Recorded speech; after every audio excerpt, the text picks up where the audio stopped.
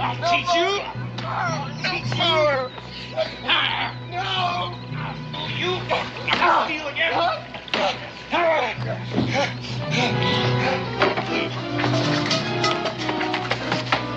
Hey, you there, boy. Easy, boy, easy, easy. Nobody's gonna hurt you. You boy, easy. Lord Almighty, what's been done to you, boy? No, Mr. Blake. No. Leave the sinner be. Don't help him. No. You did this to the boy? He is indentured to me. I may do with him as I please. Get away from him.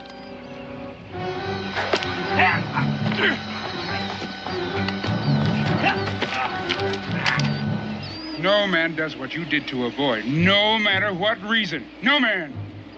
All right, you. You tell me why you do that to a boy. Why would you beat a boy like that?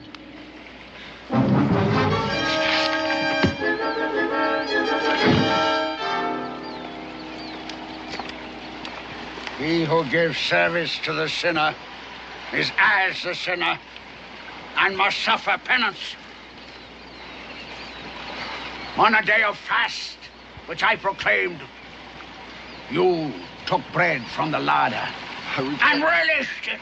I repent, Master, as he must repent for sharing my sin. Well spoken.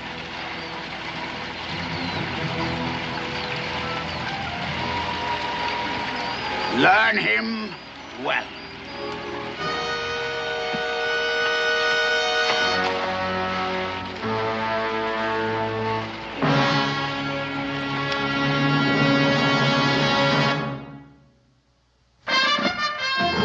Daniel Boone was a man, yes, a big man, with an eye like an eagle and as tall as a mountain was he.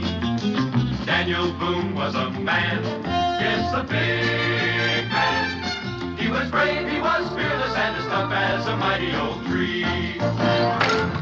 From the coonskin cap on the top of old Dan to the heel of his rawhide shoe, the rippinest, roaringest, fightingest man the frontier ever knew. Daniel Boone was a man, yes, a big man, and he fought for America to make all Americans free. What a Boone was to do, and what a dream come true was he.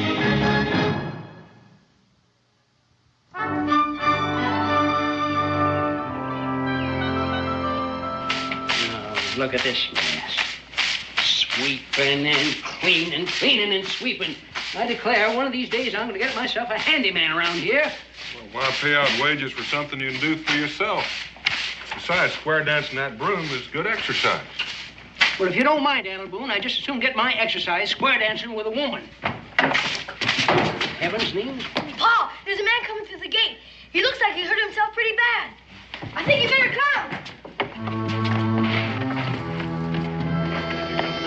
Hey, gentlemen, over here.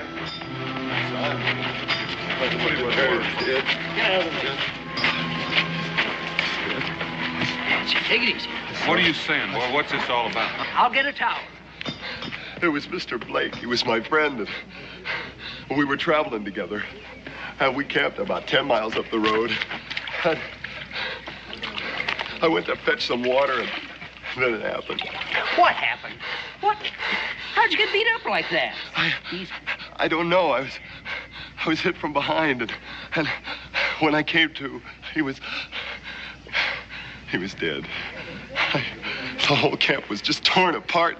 And, God, it was terrible. I don't know. I just... Who are you?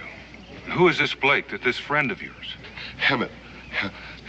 Emmett Morgan. That's my name. And Mr. Blake, he was just a friend of mine. He was coming to see his brother. Would his name have been Cyrus? That's Cyrus. Cyrus Blake. That was his name. Get eating, Blake. I'm already here. Now, what's all this about? Your brother's been killed, Enoch. The boy just brought the word. Cyrus dead. You tell me, boy, how did my brother die? Who did the killing? I don't know, but found this sticking in his back. That's my paws! I know it anywheres. One of my chores when he's home. I keep it clean and sharp for him. It's Gideon's, all right. I ought to know why I gave it to him. Well, it don't make no sense. How would Gideon's knife get... How unless he put it there himself?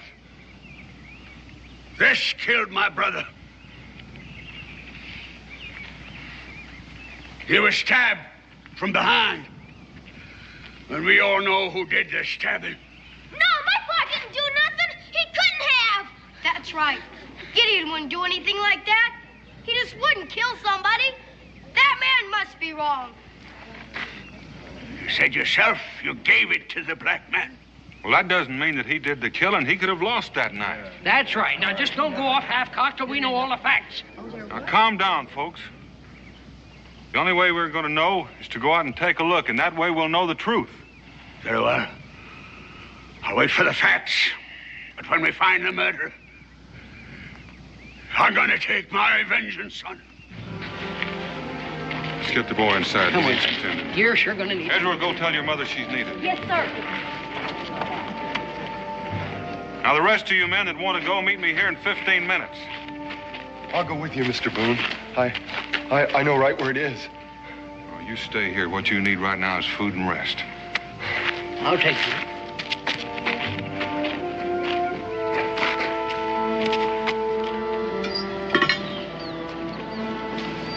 Lord Almighty. It looks like a madman must have done this, Daniel. Backstab, just like the boy said. Cyrus Blake. His Bible with his name in it. I give my life to serve the sinful. Amen. And so he did. May he rest in peace. Well, Boone, what do you got to say now? I say we don't know any more than we did. Here, what's this? Holding on to something.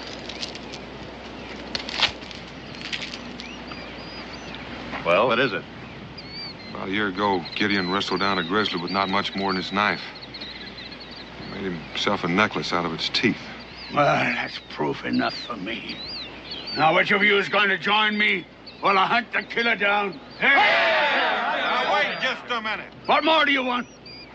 The knife, the necklace, both belonging to the black man.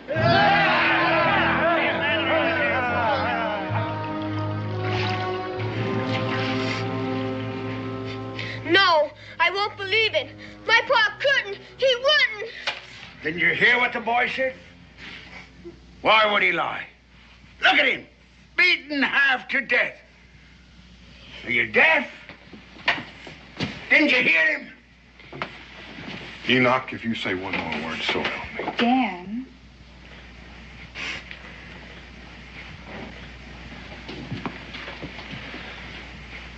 Are you sure you're not mistaken about this knife?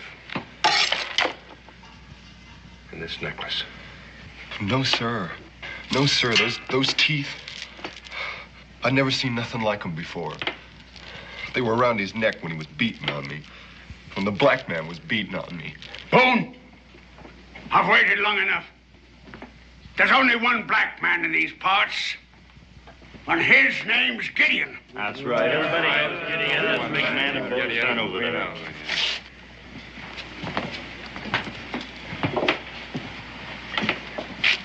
You gotta admit it looks bad, Daniel.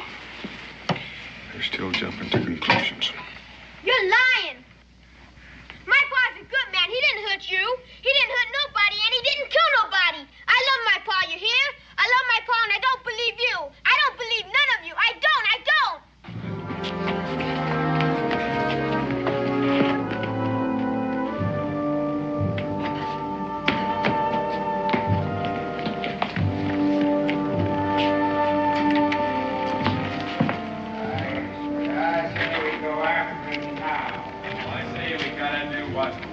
We ain't heard what all Boone's got to say.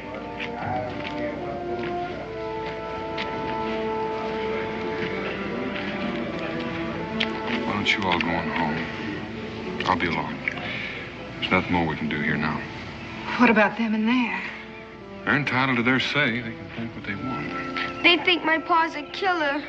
We'll let him. We know, dear friend, don't we? Well, don't we? Yes, we do. We all do.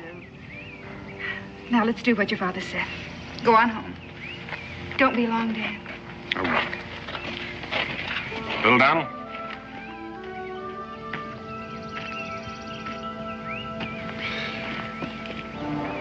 Things are going to work out. You just keep on believing it.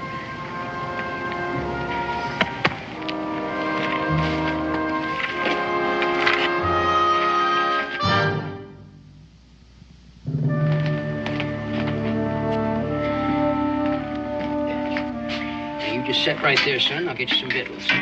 Thank you.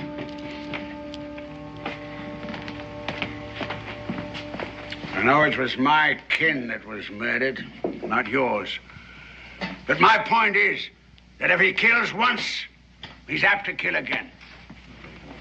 So I say, for all our sakes, I say we stop him now.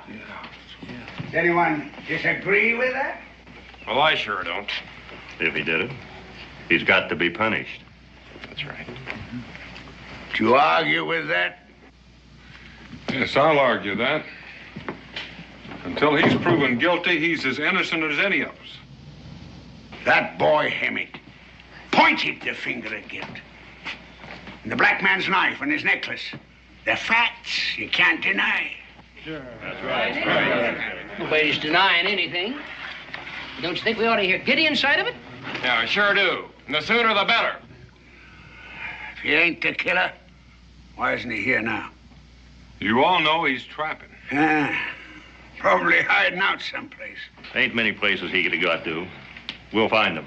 And when we do... Now, wait a minute. You're beginning to sound like a lynching party. You saying we shouldn't go after him? How can you vouch for what he might do in the future? Enoch's right. If Gideon killed like he done, then how do we know who's next? How do we know he ain't gone wild? Maybe kill him again, right now. All right. I agree we ought to go after Gideon. And I agree we ought to treat him fairly, and that he'd be tried in a court of law. And if any of his rights are denied him by any one of us, then we're murderers ourselves. Is that what you want, Enoch?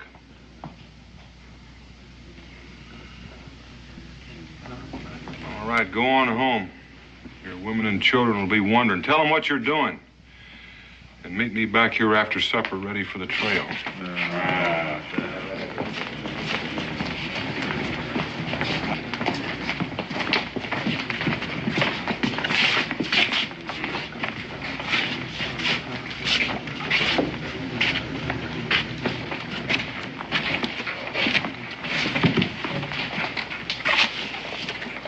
I don't trust him, Daniel, especially that Enoch.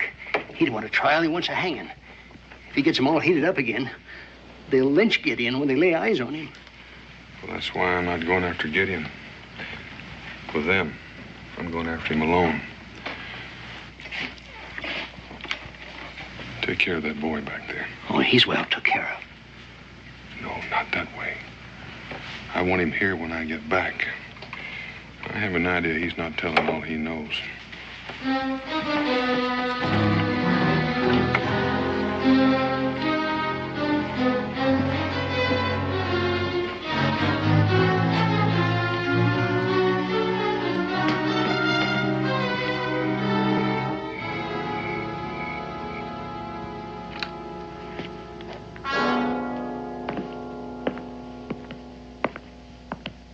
Please, if you bring him back, they'll hang him. I got to, little Donald. There's no other way. I got to find your pa. But, Pa, you're his friend, his very best friend. That's why I have to go after him. There's a chance that he might be hurt. Now, I'm not saying it's likely, but there is a chance. And I can't have your pa walking into all that hate. And for that matter, if he stays away, they'll say he's guilty no matter what. Evening, horse. Pa! Oh, Pa! Pa! Where you been? They're saying all kinds of things about you. Ah! Oh, what is it, Pa? It's all right, son. My back is just scratched up a bit. It's like the time the bear got his claws into me before I could get my knife into him. You remember, Hoss? You sure had a good time taking care of me, Rebecca. What happened, Gideon? Oh, Pa! Becky, get some hot water. Israel, get some bear grease. Now move.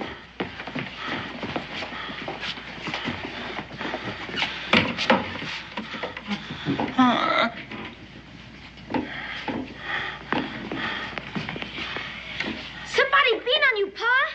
Somebody beat on you something terrible! It's all right, son. Who did it, Gideon? Hoss, I don't know. All I can remember was fighting with a man called Blake. I had him down, and then I let him go so I could talk to him. But that time somebody hit me from behind. Did you see anybody else? A boy. Blake's bound boy. But he's in bad shape. I never really got a good chance to look around. Are you sure the man you had the fight with was named Blake? Oh, I'm real sure. And as soon as I get rested up, I'm going out looking for him. I got a few questions that need some answers. You're not going to find any answers there. He's dead. They found your knife in the middle of his back, and he had a handful of your bear-tooth necklace. You think I killed him, Hoss? Not if you say you didn't. But there's a lot of other folks think I did. Would you put up some grub for me? Why? What are you planning to do? I reckon I better be moving on. I can't stay here. Now sit down. We're going to take care of your back.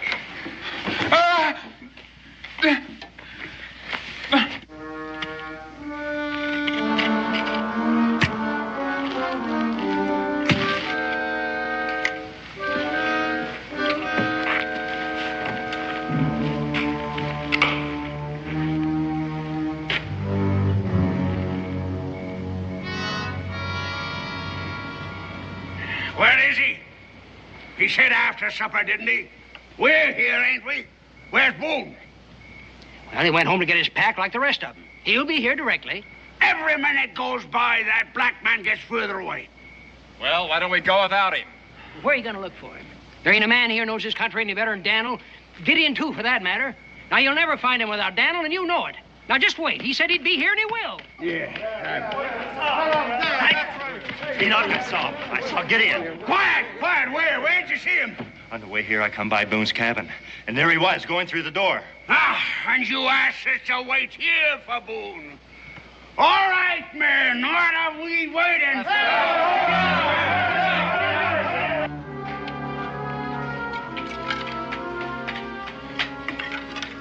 How about a little more hot stew? Oh, no, thanks. I'm full. I feel better. I eat better. You were saying? I was fighting with this Blake because of what he'd done to the boy. Could you have stabbed him while you were fighting? No, I'd remember that. I didn't aim to hurt him. I was just trying to defend myself. Who hit you on the head? I don't know. I was just lying there, Hoss, with my head down, half drowned in this little stream. I reckon it was the water that brought me to. You haven't got any idea how you got there or who whipped you? Like I said, the last thing I remember was being hit over the head. The next thing was that I was lying there in the stream. Maybe I crawled there. Maybe somebody carried me. I don't know. I just don't know. Well, your knife and your necklace. I don't know about those either.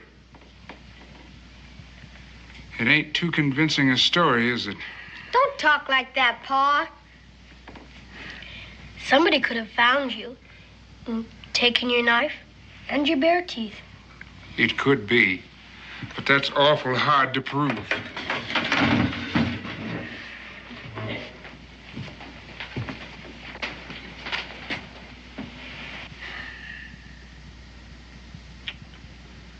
Looks like I got caught between a rock and a hard place, Hoss.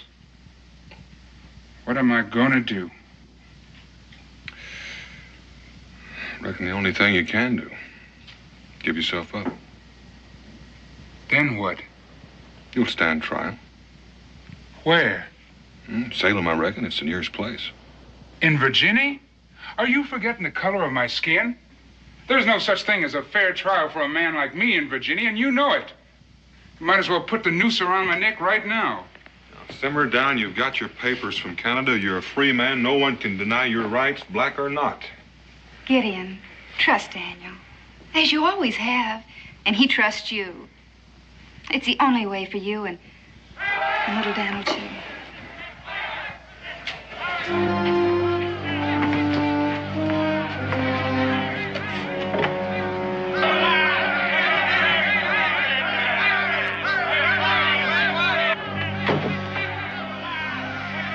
What were you saying about a fair trial, Hoss? I should have cut and run while I had the chance.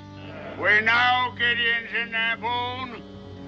Bring him out, or we'll come and fetch him. Now! We want him now! I was asking you a question about a fair trial. I said you'd get a fair trial, and you will. Now, you stay in here while I talk to him.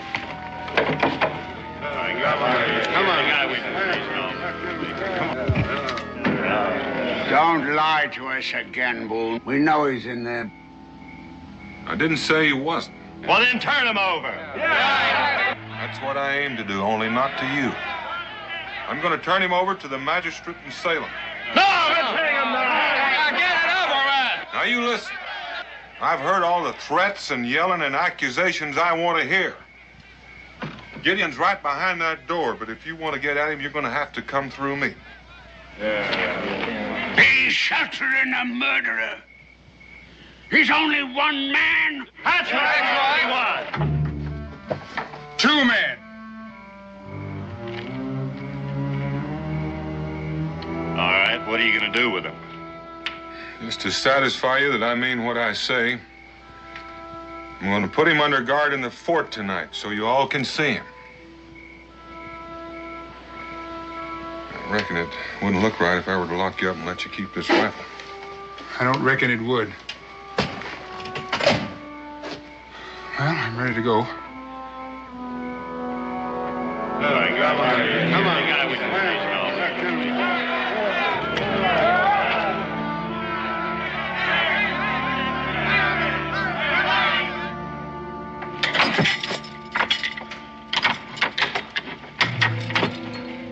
Well, there's no point in you hanging around here. He's not going anywhere until tomorrow. We won't be any further than the tavern, in case you change your mind. Remember that. We'll take the keys. I'll take the keys. Come on.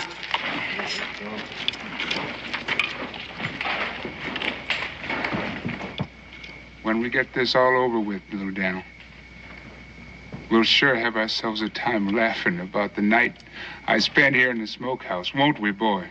Yeah, I reckon we will, Pa, when this is all over with.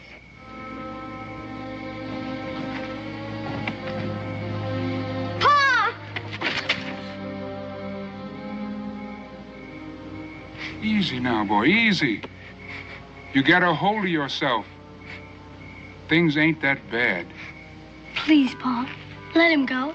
There's no man here can catch him if he's free. If I did, it'd be just the same as saying he's guilty. And I'd be just as guilty for doing it. You'll have to understand that. Guilty or innocent, Hoss, it ain't gonna make no difference in Salem, Virginia. My being there will make the difference. I won't have it any other way. Israel, you and little Daniel, come with me over to Cincinnati. We're all going to stay there for the night. You go on, son. Go on now and get a good night's sleep. We got a long, long trip tomorrow. Come on, little Daniel.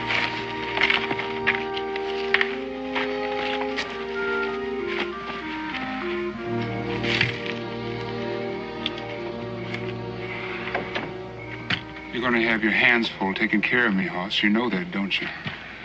In what way? In any way you want to take it. You're the one man I figured I could trust. Now you're going to sold me down the river. You're going to have a trial. You make me laugh, Hoss. They'll hang me for sure. Providing that mob over there don't change their minds and hang me first. They're not going to hang you. Well, that's an easy thing for you to say. It ain't your neck that's waiting for the noose. You make it sound like I'm taking sides against you. I'm trying to help you save your life. You give me that gun and let me out of here, I'll save my own. If you were to run for it, they'd put a price on your head and chase you down. Be quiet or talk sense. I am talking sense right now. What would happen to little Daniel, your son, if you were to cut and run for it?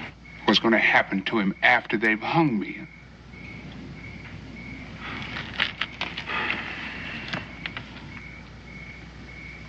That young boy, he's been lying to you, Daniel.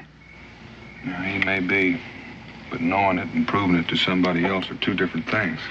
You could talk to him. How? With all those people standing guard over him. Or better yet, you bring him here to me. I'll make him talk. Gideon, you get some rest and let me get some. This kind of talk isn't getting us anywhere. What I've got to do is find a way to make him tell the truth.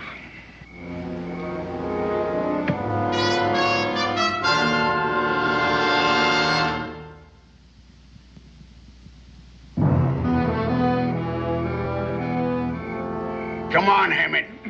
Drink up. No, Mr. Cyrus wouldn't like it. This is medicine. Rum's good for you.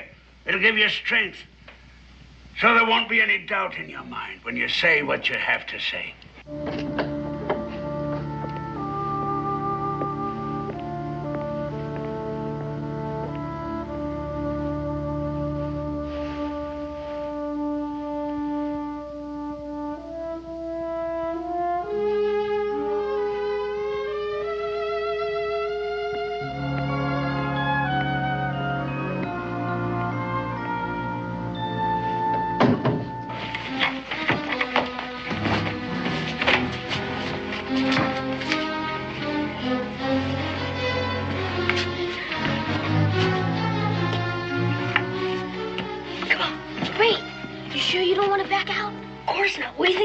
Scared or something?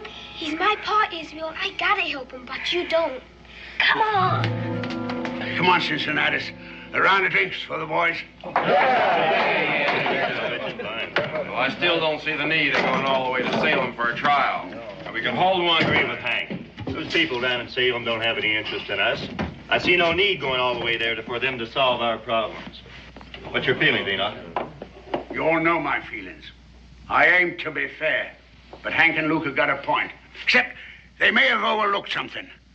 Those Salem people, like Luke said, don't know our problems and they care less.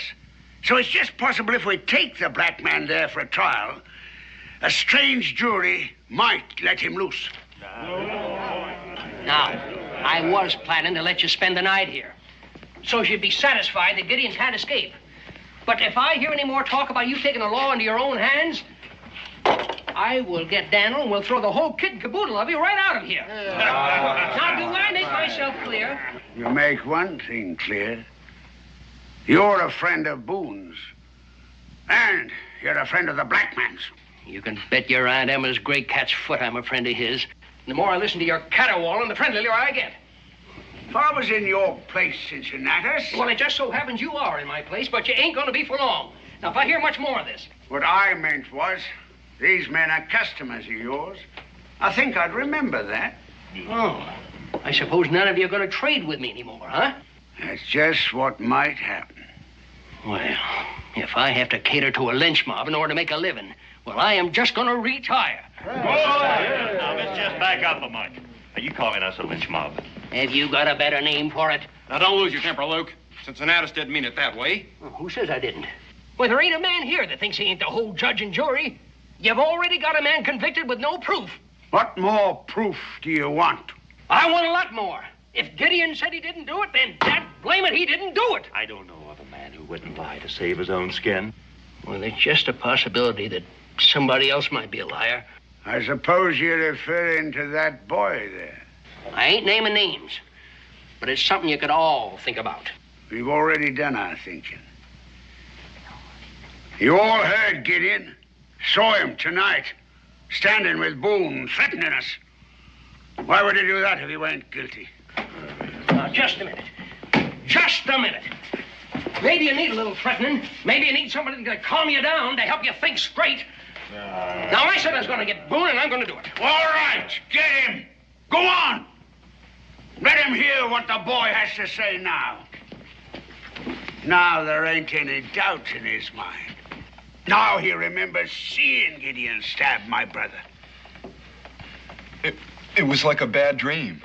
I couldn't believe it myself. He must have thought I was unconscious after he beat on me. And I remember it now. I remember it just as plain.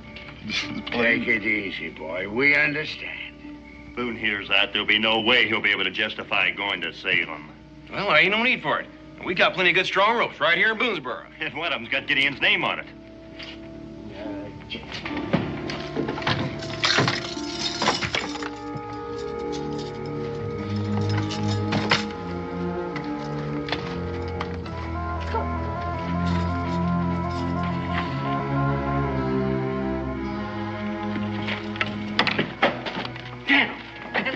What's the matter? They're starting up again. I tried to hold them down, but it's that boy. That Morgan boy. Well, what's he saying now? He says that he's seen you. He's seen you backstab Blake. They ain't talking about ropes. They're talking about getting one.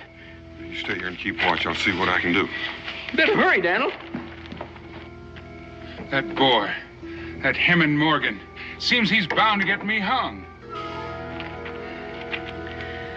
You waited long enough? I know my pa has, but it won't do no harm to take it slow and easy because we ain't gonna get a second chance.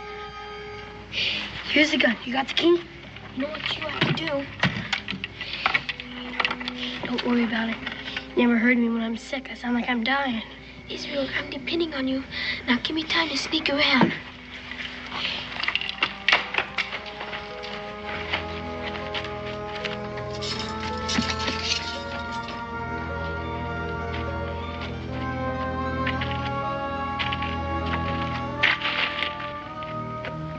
Cincinnatus, would you please sit down? You're making me nervous walking up and down. Well, that makes two of us. Help! Help! Please, someone help me! What in tarnation was that? It sounds like somebody's hurt. Help! Please, someone help me! Danged if it don't sound like Israel Boone. You better go see. Now, you just wait right there.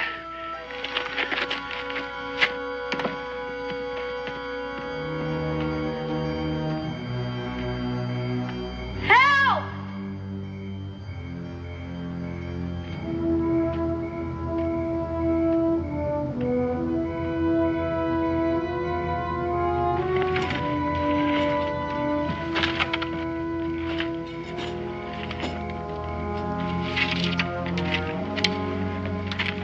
Little Dan, what are you doing, boy? Ain't no time for John, Papa. That's it. Try another key, sir. Key. Help! Well, how'd you get here, boy? It don't matter. They're gonna hang you, Pa. I heard them say it. We've got to go. Here's the gun, Pa.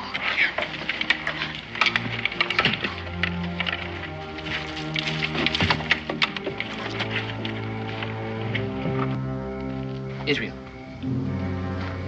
Israel Boone. Is that you? Help!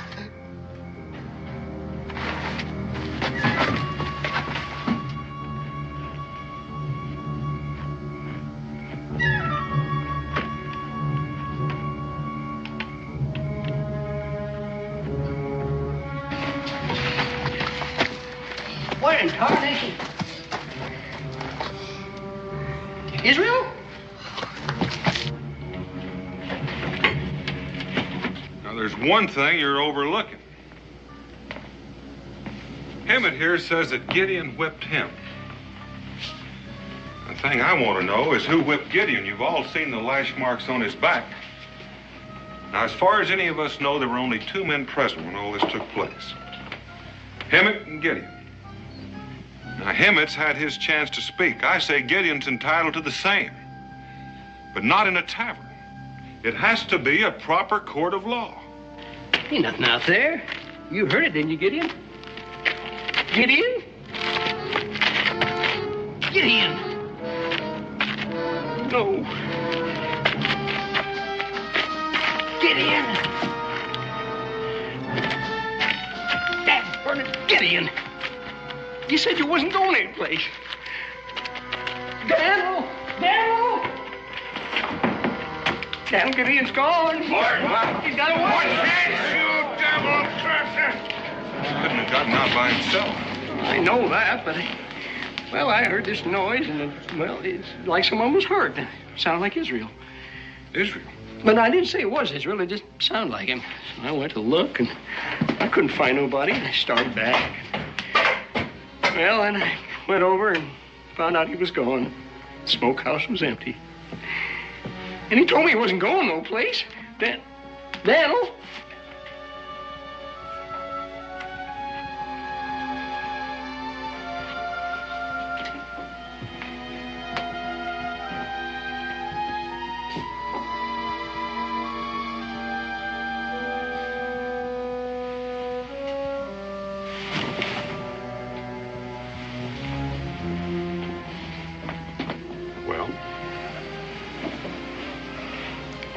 Evening, Pa.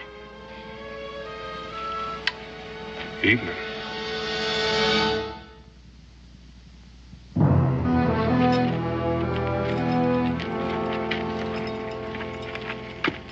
You did this. No, you did. You frightened them into it. The boys did what they thought was right. And if anyone is to blame here, you are. All of you. You wasted enough time. Let's get our guns.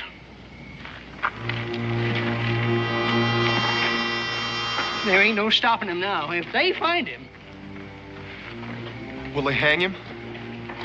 That's what you want, isn't it? Well, he ought to be punished, oughtn't he? If he did anything wrong, yes, he should be punished. You agree with that, don't you? Well, After what you say did to you and to Blake, I think maybe you'd want to watch and see what happens when they catch up with him. Dan. Well, how about it? You would, wouldn't you? No, I don't want to see no hanging. Well, you're going to, whether you want it or not. No, you can't make me see no hanging. Beck, leave him be. He knows what he's doing. Israel, it's time for you to go back to bed. Oh, Mom. Right now.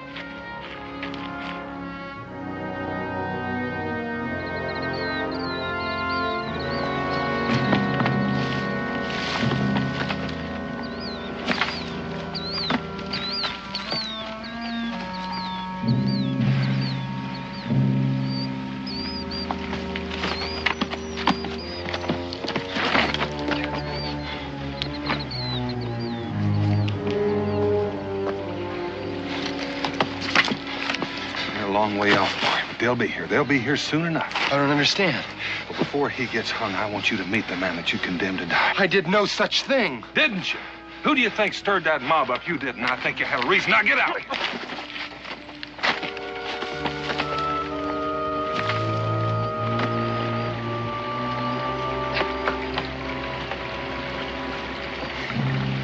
Please stop. I've got to rest. We can't stop. I wouldn't want you to miss anything.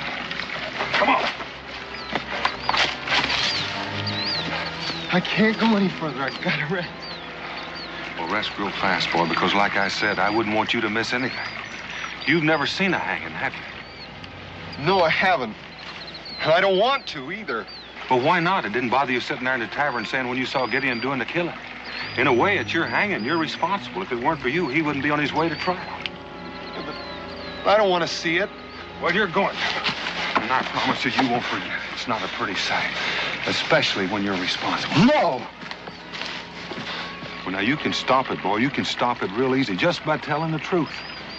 Well, what do you mean? I told the truth. You're real sure. Well, I didn't lie. I didn't. Come on.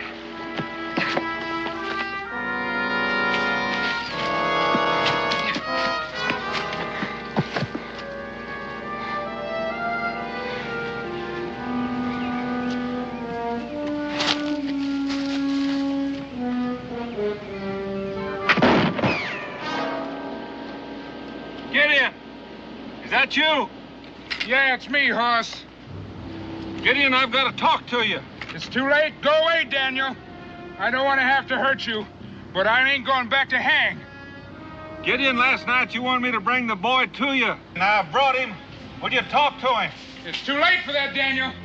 People think I'm a murderer, so it don't make no more difference. Now listen, you stay here. Gideon is not going to miss twice. And if you try to get away, I'll track you. I think you know that.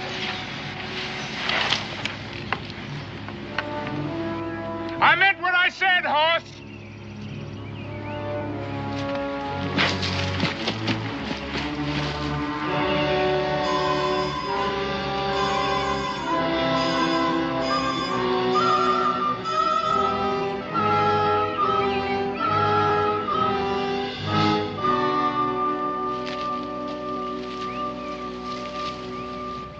Go back, Hoss. I meant what I said.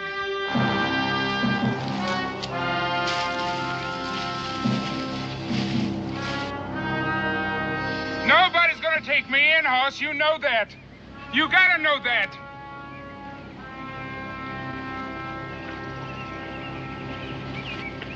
Pa, look out! Gideon, you've got to listen. Get off him! Let him go!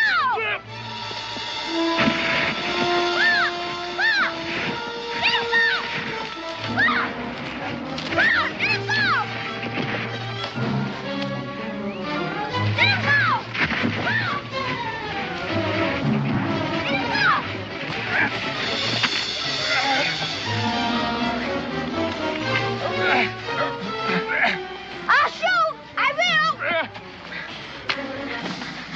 Let him be! Let him be! Let go! Let my son be! I will if you listen. All right. All right. All right. I'll listen. Go on and say what you gotta say, but let my boy be. Him is waiting for you right over there. Him and how many others? You think I'm a fool? You are if you don't trust me. It's still loaded.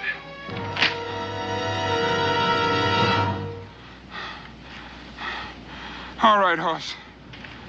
You lead the way. Let's go, boy. That's him, Pa! He's the one, Pa! He wants you dead! Easy, boy, easy. There's no need for harsh words. I just want to know why. Why me? What did I ever do to you? You killed my friend. You killed Mr. Blake, and you beat me half to death. You got a bad memory, boy, real bad. Now, I was trying to help you. And you know that. That's all I was doing. You know that's true. I saw you. I saw you with a knife. You, Boone, drop your gun. Let's take him, boys.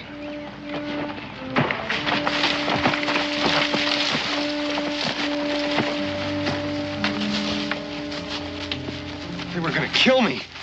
I told you it's too late, Hoss. Come on. Bring the rope. No!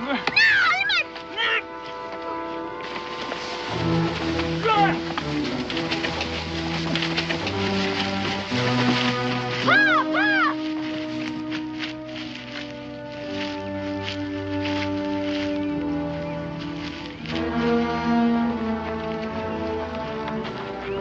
See that knot is good and strong. It ain't gonna give. Not even with his weight. All right. String him up.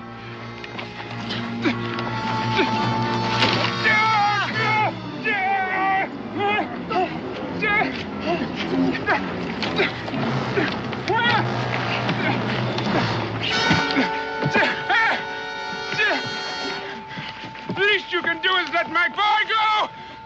I don't want him to see me. Let him go. No. He will see. And he will learn not to grow up to be a heathen like his father. Hammett! This is your last chance, boy. Tell him the truth. He has told the truth. If he has, he's gonna have a lot more to talk about when this is over. Isn't that right, Hematite?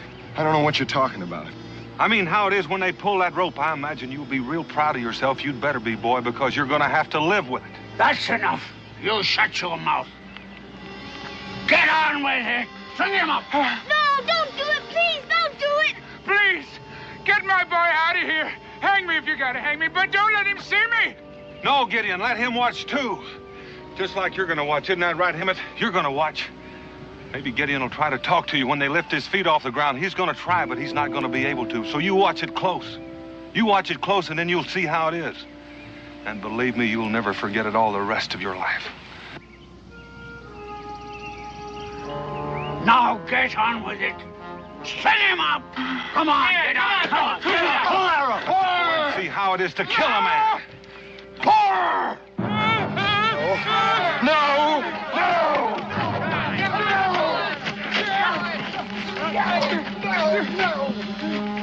He didn't kill anybody! You hear me? I killed him. Hey, man. Oh. Pa! Oh, Pa!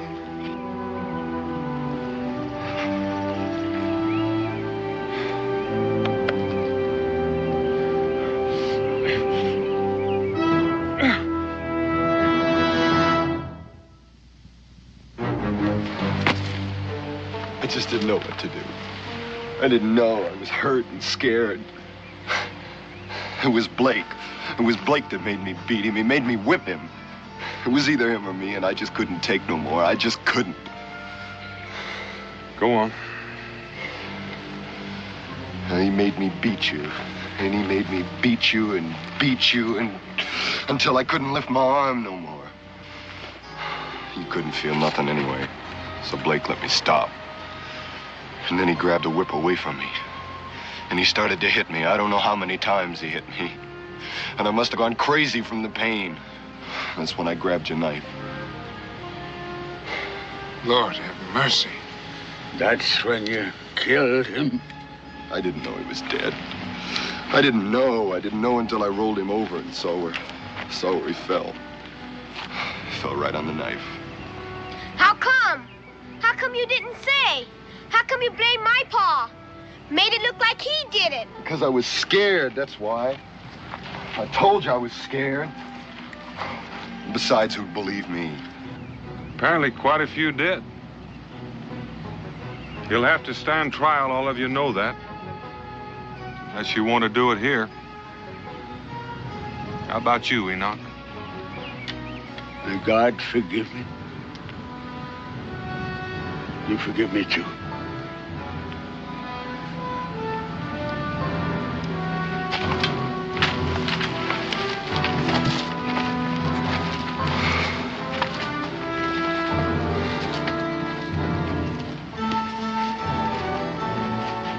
Start on back. We'll head on over to Salem tomorrow. Will I get a fair trial? I'll see to that. Can you be sure? Well, when Daniel says he'll see to it, he'll see to it. Ain't that right, boy? That's right, Pa. That's purely right.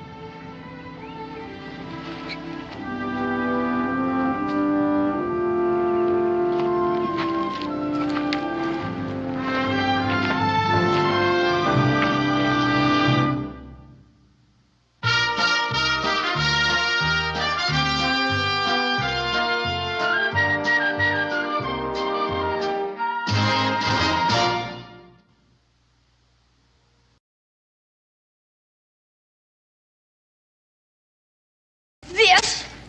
Hey, that was my special arrow. Well, it wasn't very strong. Cherokee Fred made it for me. Well, that makes me a yellow-belly redskin in my book. Go back to Baltimore. Exactly what a fight!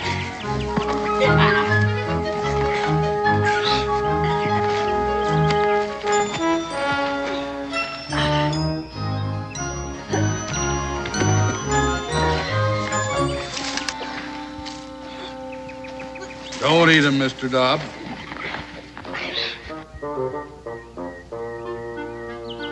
Comfortable down there?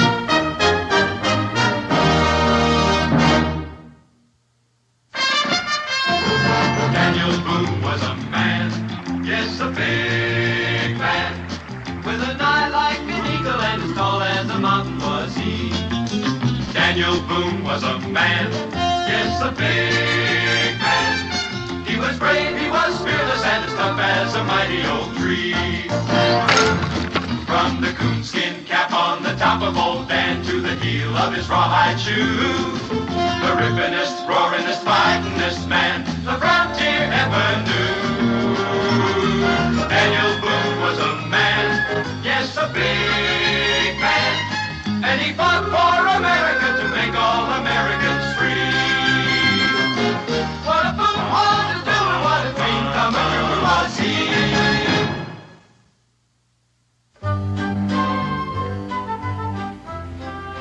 What's that, Mr. Dobb? Yeah, brings back the same thing to my mind. Who are you talking to? Mr. Dobb. Where is he? I don't see anyone. Well, how many could see you if you were over 2,000 years of age? 2,000 years of age? Do you remember about the prophet Elisha? You mean from the good book? Yeah. He went around curing polluted wells and springs so that people wouldn't die of thirst and the cholera.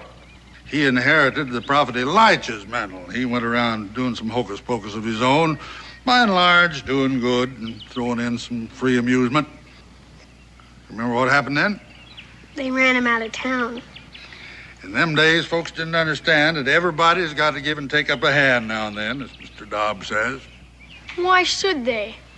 That's what kept Cain in hot water. Well, it was either get out or be rid out on a rail for Elijah, so he got. But that town was rife with pesteriferous young'uns. Learned it from their elders, I presume, because nobody is born mean. You know a lot, don't you? Well, I depend on Mr. Dobb's wisdom a lot here. Without him, I suppose I'd be just an ordinary man. Well, Elijah went. But 42 of the worst of them young'uns trailed after him, hurling mockery and mud until Elijah lifted up his eyes. He said, Lord, I've just took about all of this that one saint could take. Well, the Lord sent 2 bears out of the nearby woods. I suppose you remember what happened. They got it up? 41 by Mr. Dobb here. The other bear was just a mere cub. You mean Mr. Dobbs is a bear? Dobb means bear in the Hebrew tongue. I don't suppose you could show me the way to Boonesboro, could you? Sure, that's where I live. Ah, what a coincidence. You take the road south and take the right fork when you come to it. Oh, well, I'll try to remember that. What is it? Oh, Mr. Dobb reminds me that we'd deem it an honor if you 2 young men would ride along with us and show us the right fork. I guess so, sure. It's my team and Dre await.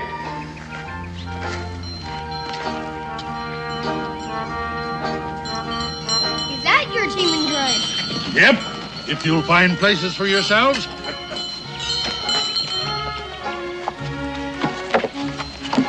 Oh, my name's Israel. Israel Boone. Boone? My dad's Daniel Boone. Never heard of him. Up with you. My name's Joe. Joseph Montgomery Jr. My dad's a sea captain. Never heard of him either. Up with you.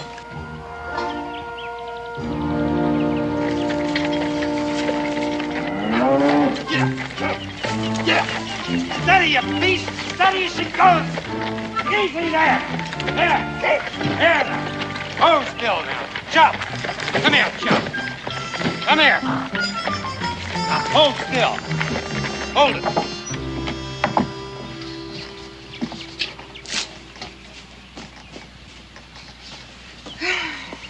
How's the plowing? Oh.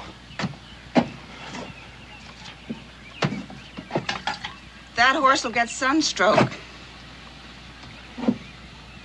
It's only for a minute.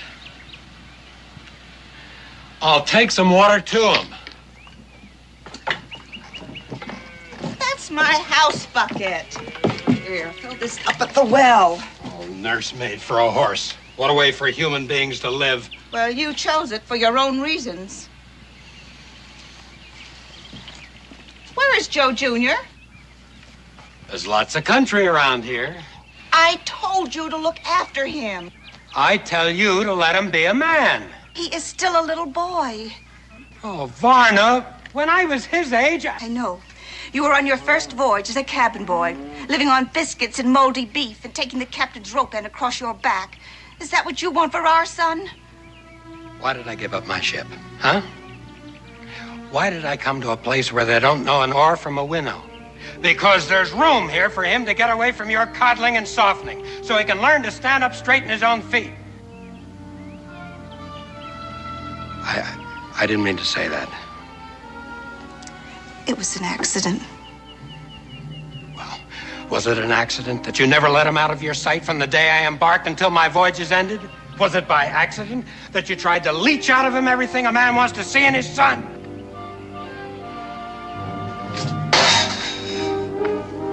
What are you gonna do? Explore Kentucky for him? You won't find him. It's too big. On Springfield Mountain, there did dwell a lovely youth. I knowed him well. Re good to day way, read to day way, to the day, read to the new. This lovely youth one day did go down to the meadow for to mow. Re good to day way, read to day way, to the day, read to the new.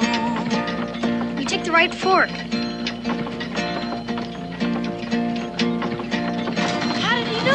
If Mr. Dobbs trotted along there to show him, he scarce had mowed half round the field when an ugly serpent had bit his heel. Re do to day way, re to day way, to the day, re to the new.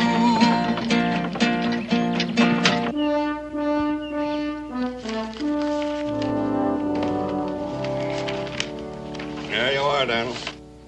Finest land in the Western Hemisphere. And 1,500 acres of this land that you choose will be deeded over to you, tax-free, when you finish the exploration. Well, I think so. Just trading on Daniel's name and bringing a lot of innocent folks. Oh, you know, Dan, one hand sort of washes the other, so to speak. I think I'll keep mine right. Oh, but Dan, you... Which reminds me, Cincinnati? Yeah. Raleigh? Yes, please. All right, Dan, all right. 2,000 acres. This land is not yours to deed away. Oh, well, Dan, confidentially, we had this fellow in Washington that has connections, you know. That still doesn't change anything. It's still Onondaga land. Well, the whole country was Indian at one time. Yeah, so I heard. Oh, well, now, Dan, suppose you'd have been aboard the Mayflower. Would you just have turned around and sailed right on back home? No, I wasn't there, but the reason this land is still empty is it's held sacred by the Onondaga for the Cherokee Nation. Oh, Daniel, they don't come there once in 20 years. They come there every 7th year to worship. And in the meantime, it's pretty well guarded against desecration. Bunch of unwashed red pagans, all they are. Well, they're deeply religious red pagans. And they would cleanse the desecration in the desecrator's blood. Of course, that wouldn't bother you. You'd just have your man in Washington send in troops and wipe out all concern. But you would get a funeral out of it that would be writ up in Journal and Gazette. Even if your widow did get skun out of her acres on the grounds that you didn't have time to finish exploring it. Oh, I don't think Mr. Raleigh'd sink that low, Cincinnatus. After all, getting the explorer killed is the only sure way he can get clear title to that land. Now, you would put in a clause protecting my widow's acres, wouldn't you, Mr. Raleigh? Oh, well, Oh, now, come on. I can take a joke as well as the next one. No, Dan, about these acres, if you... Oh, Miss Montgomery. Cincinnatus, I was looking for my son. Joe? Well, Joe ain't been in here today. He's probably out exploring. In the forest? Well, there ain't nothing going to hurt him. Unless maybe he runs into somebody's trap or into a panther. A panther? Oh, Mr. Boone, what'll I do? Just a little frontier humor, Miss Montgomery. I wouldn't worry. My own boy is out bow and arrow hunting. Your boy isn't a cripple. Well, the boys usually like to hang out at the blacksmith shop. Oh, yes, thank you. I'll go look there. Oh, she mother hens that poor boy. And his father makes him out to be the gamecock of them all. Why, between the two of them, he just ain't got a chance. Well, I guess at the right time, like all the rest of us, he'll take matters into his own hands. Yeah. Well, now, what do you think of the new position of my bar, huh? I don't know whether I'm going to ever get used to it or not, but got a little more elbow room. Dan, now about my proposition. Wait. If you want... It can't be. I'll bet it is. Is who? Rudy-doo. Now, Molly had a rotten tooth, and so the poison killed them both right good today. Hoody-nay, hoody-doody-doody, hoody-nay. Hold him up there, Mr. Dobb. See that? He didn't even touch the reins. Of course not. Mr. Dobbs says all that. Who's he? Prater Beasley. Who? Prater Beasley.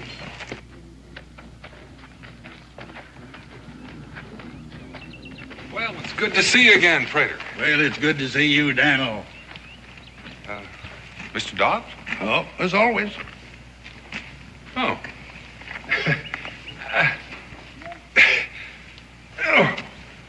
Well, he doesn't know his own strength. He never did. Oh, he wishes me to tell you that he's sorry. Well, tell him not to give it another thought. Well, I've just met your hope for the future here. You said you didn't know my pa. I'm an egregious liar. You are? Ask your pa. What's egregious, Pa? Egregious? Well, a tall tale's an egregious lie. And any boy that can't find the nut of truth in it, well, he's going to grow up to be a man who lives on short squeezins. Mr. Boone, children should be taught to respect the truth. Ma, that's what he meant. Get down from that wagon.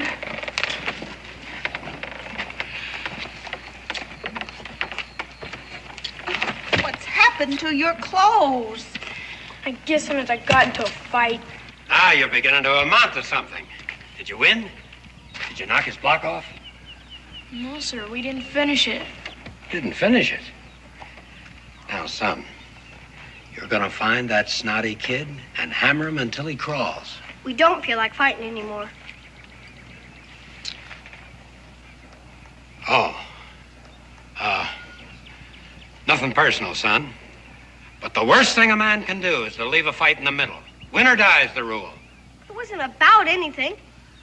There was nothing to win. Your old man will tell you the same thing. Well, not exactly, Mr. Montgomery. If it's principle you're fighting for, then you fight until principle wins or you can't fight any longer. But if it's just smiting and being smit, well, then the sooner it's stopped and forgotten, the better it is for all concerned, including the innocent bystander. Mr. Boone, you wouldn't last very long at sea. You know, I think you just might. Who are you? Well, everybody knows me. I'm a... Oh, showman, huh? You fight with your tongue. It can turn a man to jelly. Not a man. Joseph. Wait a minute, son.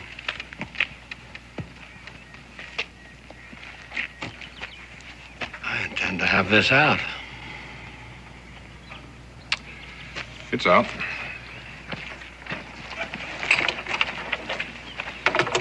Mister, you live under a lucky star. Oh, Dan. Dan, about that proposition of mine.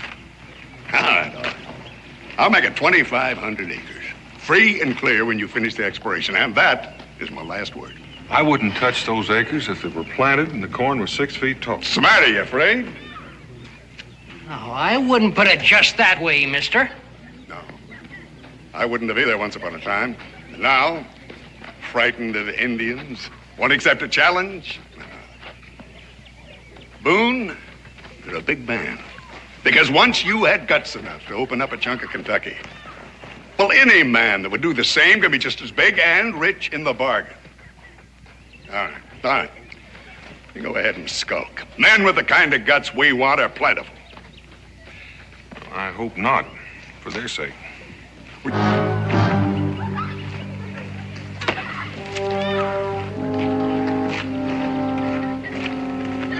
Mister. Yeah? Hey, about that property I heard you talking about.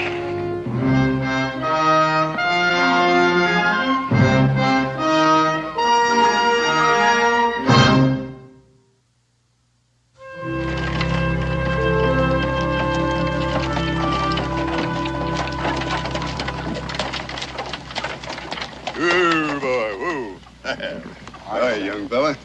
Why can't I go out with them? Because. Well, here you go. No. I got a compass of my own. And a good one, too, I'll bet. It's hung on the North Star through black storm and hurricane. Well, in here's your level and your theodolite. You do know how to use one, I suppose. Well, it's not so far from a sextant that I can't navigate with it. Oh, here's your contract, young fella. You drive a hard bargain. Mr. Rowley, I cut my teeth on London factors and Chinese merchants in Canton. You know, I believe that a brave man deserves riches. I don't begrudge you 1 red cent. Oh, you do know where the so-called Onondaga country starts up there at the crest of the mountain? Don't you worry about them. No, I won't. I'm one man the troops won't have to come in for. I take care of my own fights. Glad I met you. You're the kind of fella I've been looking for. You found him. Good luck to you. Thank you.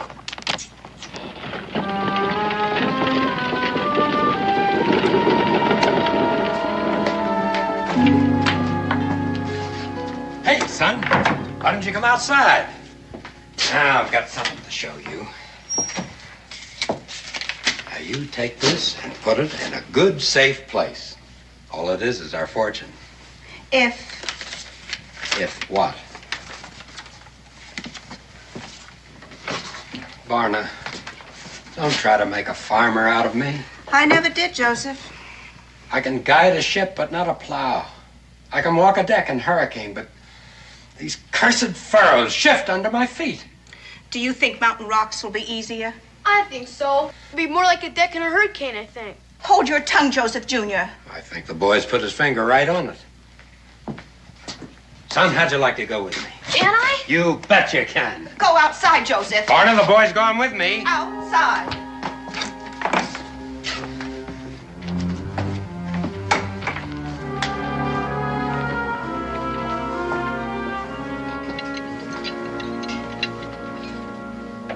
What happened to you?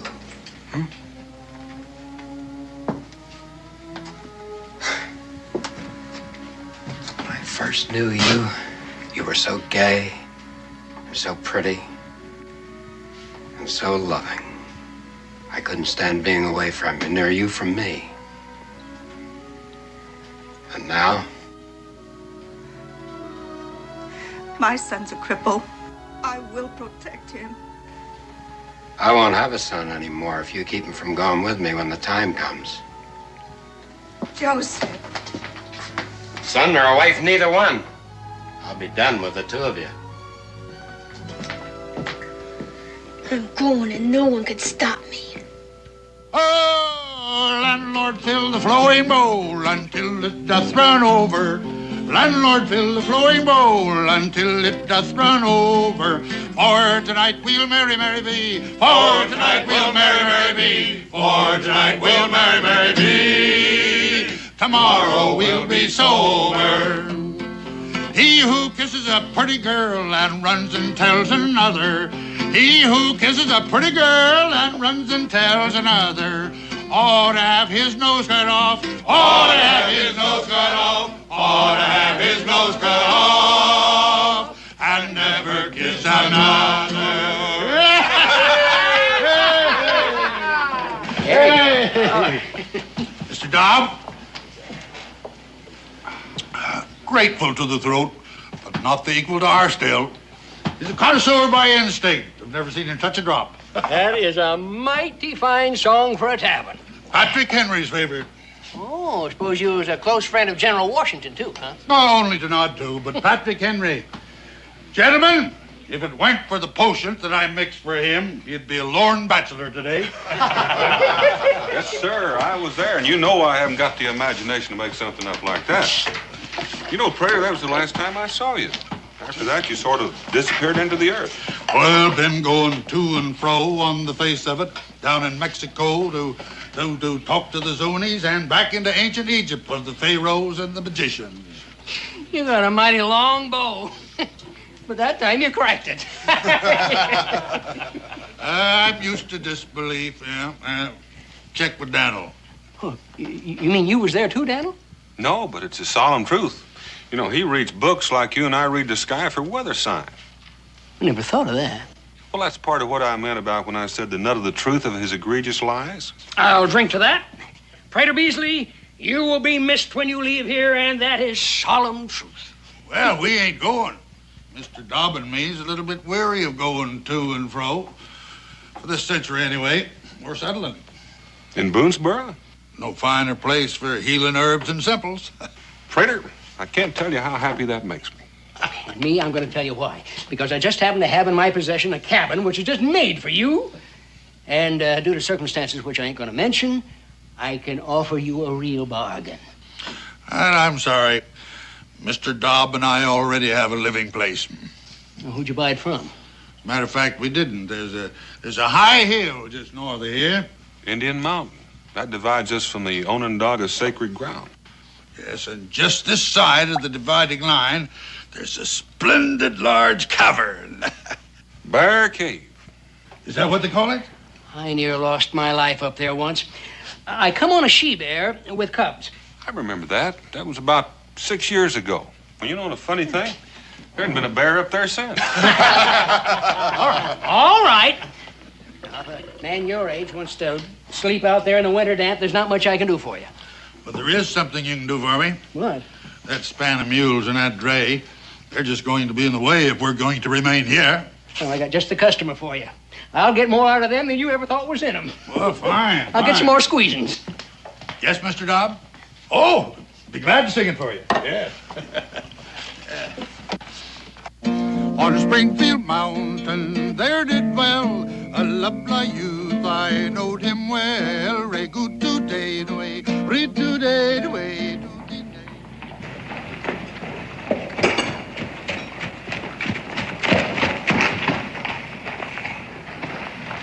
Israel, you better be careful about grabbing those horses' tails. You might get a hold of one sometime and doesn't like it. Yes, Pa. Don't wander off. I won't be too long. If it's all right, I'll just mosey around. I'll find you when it's time to go home. All right, Pa.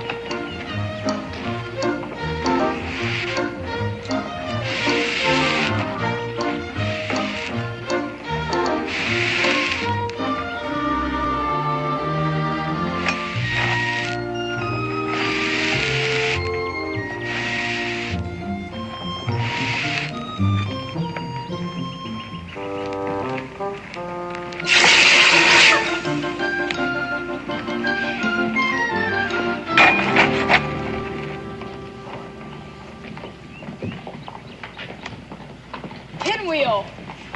Kick him out! Johnny jumped the fence. O. U. T. Period. That's pretty good mumbly peg. My mother had some pine to do at Cincinnatus' store. She made me come with her. I'm pretty good at it myself.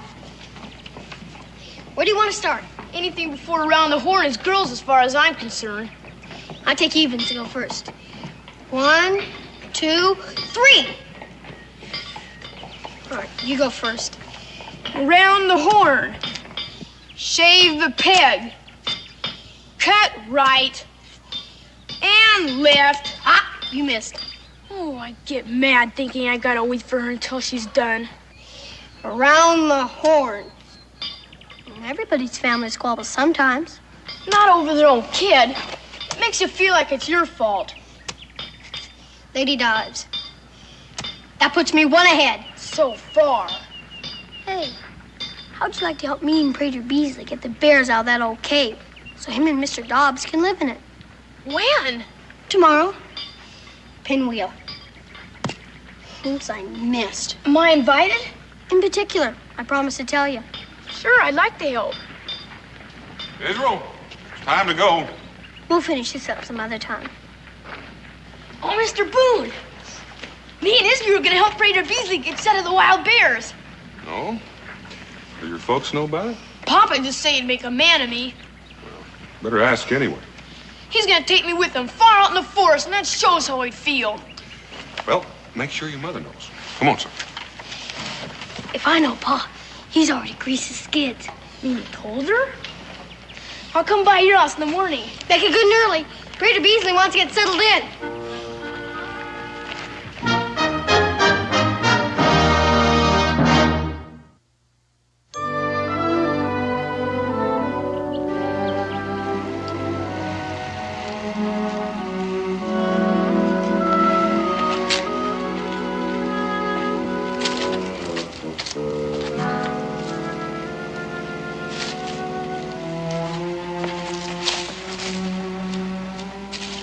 Tread softly, boys. We're getting close. I never thought she'd let me come. Told you, Paul Grease's kids. Joe Jr. Come on out and be surprised, son. He isn't here. Isn't here? Joe? He went out while you were packing that poor horse. You knew this was the day. To be tortured by those wild Indians. Where is he? There's lots of country around here. Barna, I asked you. Do you think I'd tell you if I knew? Barna, I curse you. Joseph. Joseph! I had to protect him. You've got to understand, he's your son as well as mine. Not anymore. I told you. You've won?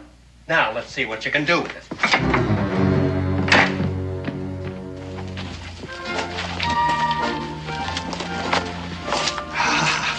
There she lies. How do we shoot them? Oh, it probably won't come to violence, but we'll spy out the land, see what we're up against. You mean we're going inside? Don't even breathe.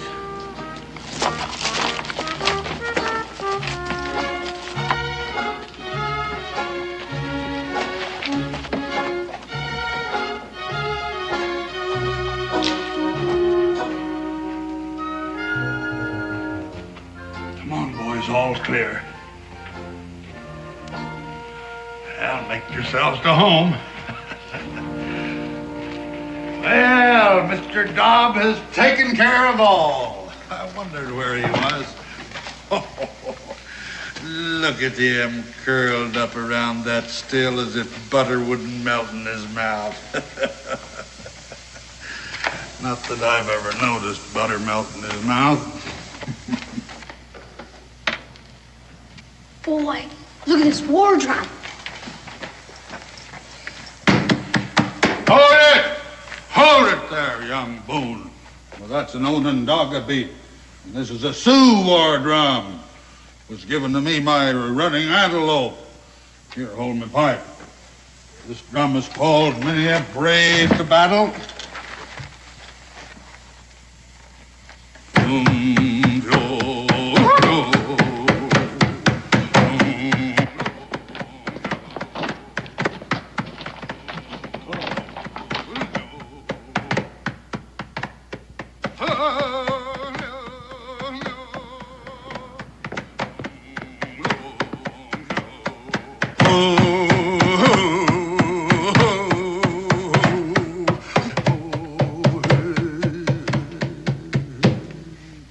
What does it mean? Well, it means a man that sticks his head where it ain't welcome is liable to get it cut off. Not without a fight. It depends on what you're fighting for, says Mr. Dobb. And Paul. Not mine. He will. Hammer him until he crawls, no matter who or what. That's all Pop ever knows.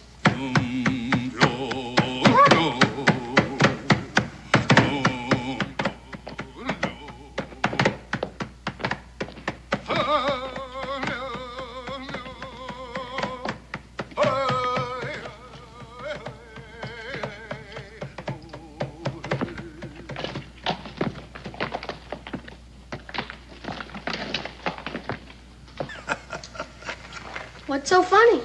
A story just popped into my mind. What kind of story? An Onondaga fairy tale. Do Indians have fairy tales? Sure they do.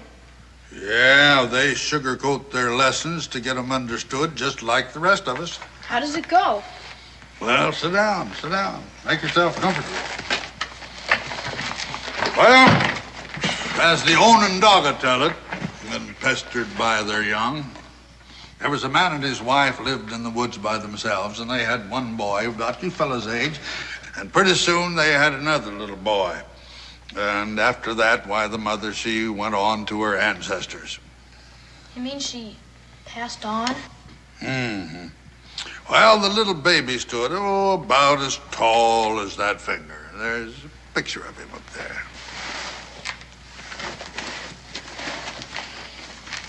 You mean this one? Yes. What could they do with him? Well, his father didn't know. He didn't even know if the poor half-orphan little tyke would even live. So he put him in a peckerwood hole in a holler tree. All alone? Feeling mighty low about it, but not knowing in his grief and loss what he could do. What happened to him? Well, just watch the little figures there on the bear skin, and then you'll know. Well, lo and behold, if in a few days his brother didn't hear him crying. So he went up there and he fed him some deer soup that he had made. Well, you ought to seen that little mite wade into it. Why, the more he'd eat, why, the more he didn't grow. But the feistier he got. He made him a little fawn skin suit, and he skipped around like a chipmunk, talking a blue streak. He must look just fine. Sure he did. Well, his brother took him home. He didn't want to stay at first, thinking his father didn't really want him on account of how he had been treated. But his father gave him a little club, and he went out and tried it, and he came back as happy as a clam. And he decided that he was going to make that his home after all. What kind of a club was it? Onondaga War Club, junior size. But it had properties. What kind? Well, if he threw at an eagle, that eagle dropped to the earth. If he hit a lion with it, that lion was his to take back to camp. Did his father know? Well, he wouldn't have believed him. He had his business to attend to. He was a hunter. Before he went hunting, he said, my sons, do not go to the north, because there is danger to the north. But no sooner was he out of sight than the little brother says, Big brother, he said, let's investigate. But big brother wouldn't. But nothing would hold him. So he put his club over his shoulder and away he went. And all at once he heard some fearsome noises saying, little brother comes, we'll kill him now and later his family. They were frogs, as tall as pine trees. But little brother took his magic club and went kerflooey. When he got back, his father was already home. What did he do? And I leave that to your imagination.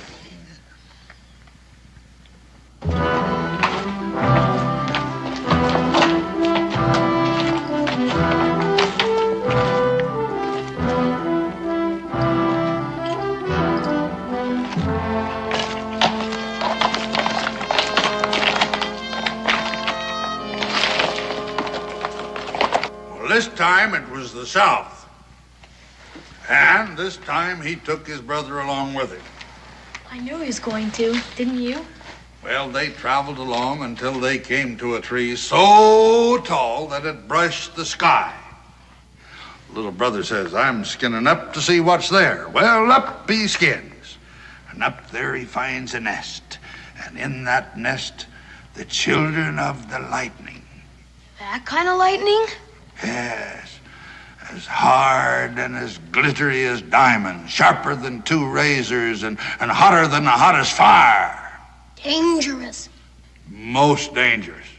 But little brother, he hit him with his club, and down they come. Howsomever,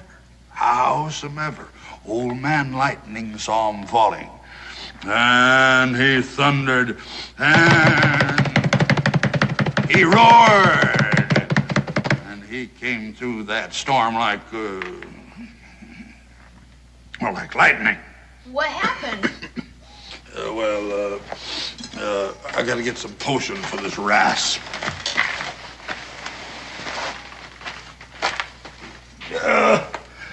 Begging your pardon, Mr. Dobb.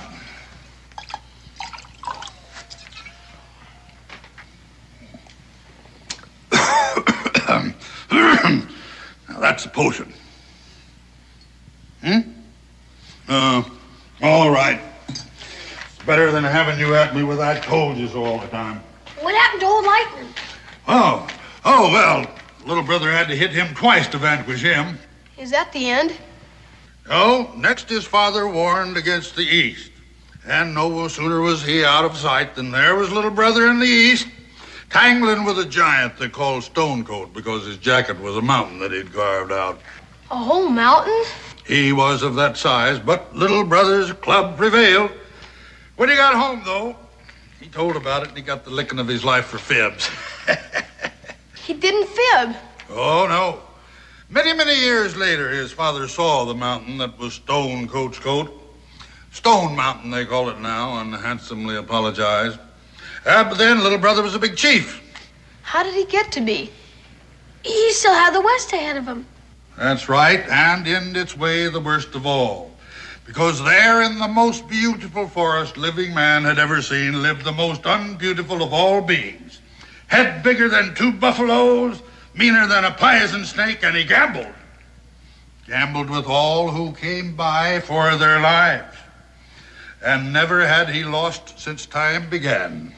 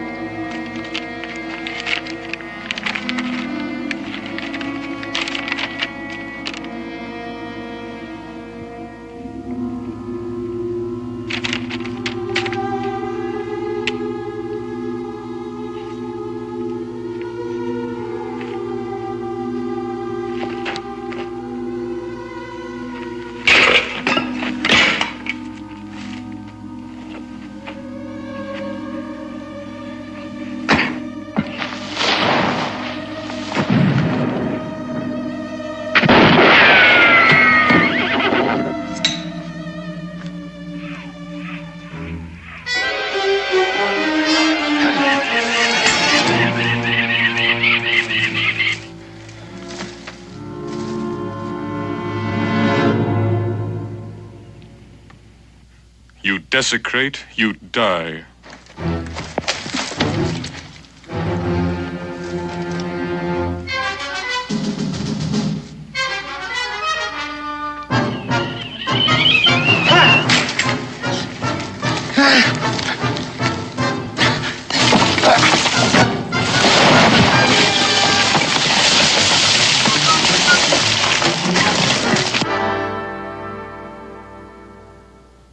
Yeah, well, afterwards, little brother, he let loose all the men that the gambler had there to hold them until he could take their lives. And the prisoners were so happy, they asked little brother to stay on as their chief. And he did. Well, not right away, no. He thought about it this way and that way, and finally he said that he'd be honored if they'd let him bring his relatives. And so they did. And I guess if we could find that forest right now, we'd find all those people living there with little brother. That's a good story. I'd like to have a club like that. Oh, you would? Well. Here we are. It's all yours. Take it along. Thank you very much. Thank you. Thank you. All right, boys, on the way. I got work to do now. Get along. You work? Well, yes. Mr. Dobb here is a great physician, and I mix all of his medicines. Thanks for the story. You're welcome. You don't suppose my club has properties? It has the properties that you find in it.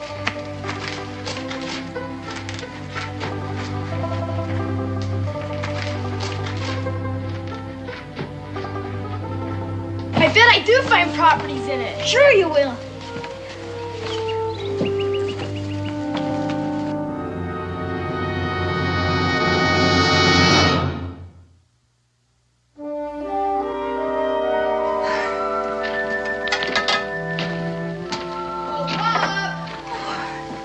Joe, are you all right? Yeah, he's sure. Where's Pop? Oh, what's that? My own Doggo War Club from Prater Beasley. That man gave you a war club? Oh, Joseph Jr., take a care. I want to show it to Pop. Your father isn't here. Is he still out in the barn? No. You sit down. Your lunch is ready. Where is he? At the fort?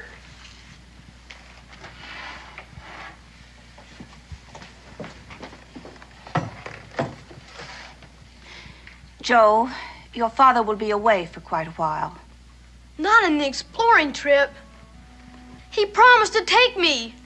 Now, listen, dear. He promised. You wouldn't let him. Joe, it was dangerous. You don't want him to be my Pop. But that's nonsense. I was standing right under that window. I heard what he said. He was just upset. You called me a cripple. I didn't mean it. Not like you make it sound. Joe, now we have to face it. You're not like other boys. You can't do what they do. I can do more. Where are you going, Joe? I'm gonna catch up with my pop. No, you're not, Joe.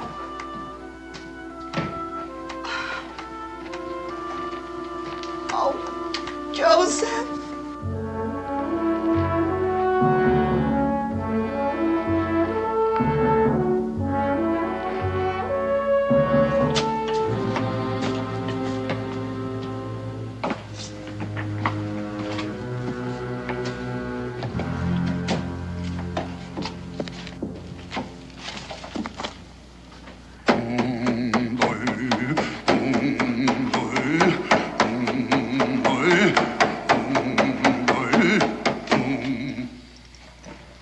Flower of the dogwood now come, flower of the dogwood now come.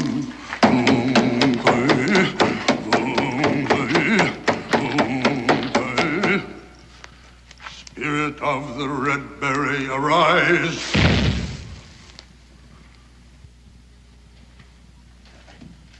What's that, Mr. Dobb?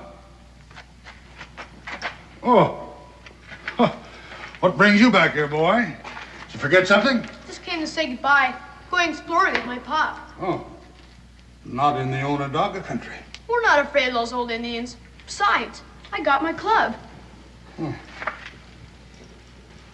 Well, Mr. Dobbs says we ought to strengthen it up a little bit for you then.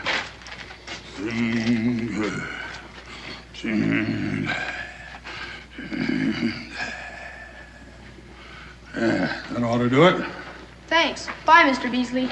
Goodbye, boy. Now take care of yourself. Yeah. I agree with you, Mr. Dobb. We ought to keep an eye on him. No offense to solemn things.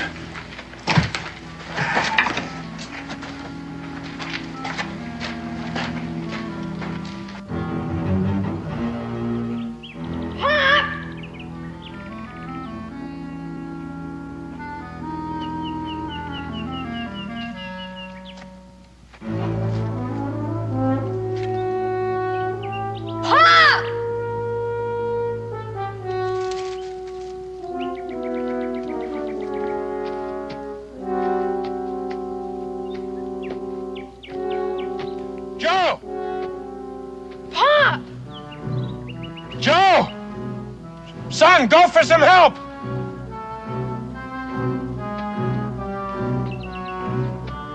Son, no!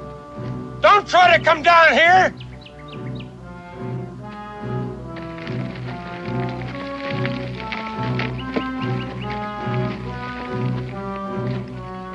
Joe, do what I tell you! Go get some help!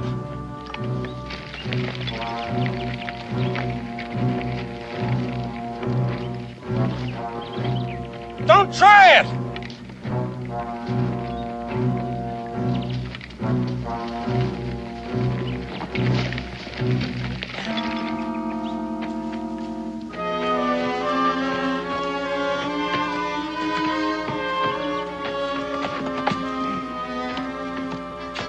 Joe. Don't worry, Pop. I'll get it off. Why didn't you listen to me? You could have fallen and hurt yourself coming down there. I was all right. See, Pop, I would have come with you if I'd known it was today. I didn't know. I wanted to be with you, Pop. All right, never mind, son. Come on, let's try it. Yeah. Again. No. Oh, it's no use. It's too heavy. You gotta go get somebody. I'm not gonna leave you.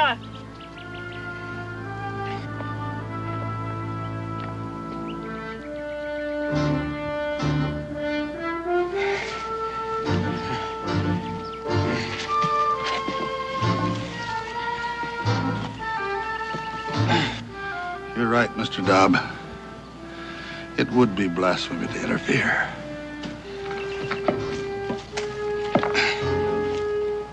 Yeah. That's it. Oh.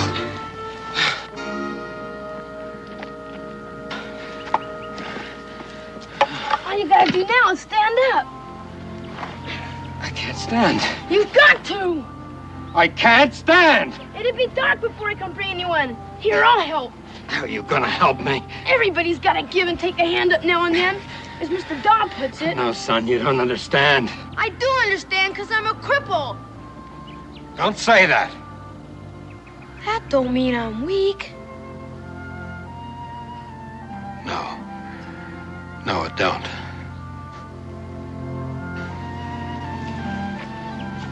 Here, I'll lean on this. You lean on me. Put your hand on my shoulder. Thank you, son. We'll make it between the two of us. Well, maybe I can help. Which leg is it? This one here? Yeah. Well, we'll see to it. Well, you won't need that anymore. We'll leave that for the Onondaga. He'll understand. But you said I'd find great properties in it. Well, you found them. Confidence, friendship, and the courage to know yourself. Now, we'll leave it. Another little brother may find the use for it. Well, come on, let's get aboard. Let me help you here.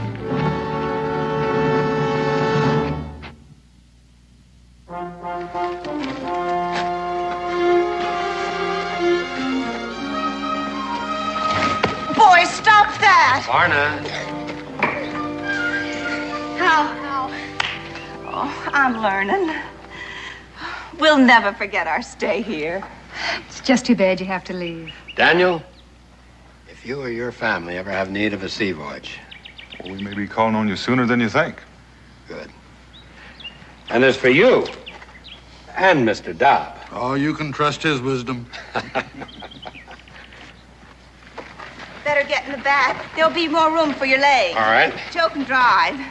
Joe? Oh, yes, Pop, please. Don't you think it's about time he stood on his own 2 feet? If needs be, you can reach him out a helping hand. I'll take it. I've learned that. Raider Beasley, you know what I'm going to do as soon as I get shut of this. I'm going to visit Stone Mountain. I want to see that giant's coat with my own eyes. Good. Bye, all. Get out.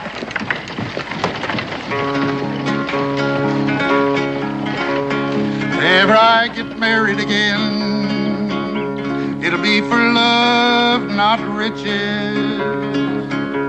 I'll marry me a girl about 2 feet tall so she can wear my breeches. Her inktum dinktum Terry, her eyes were blue and her cheeks were brown, and they called her Devilish Mary. Go ahead, son. Thank you.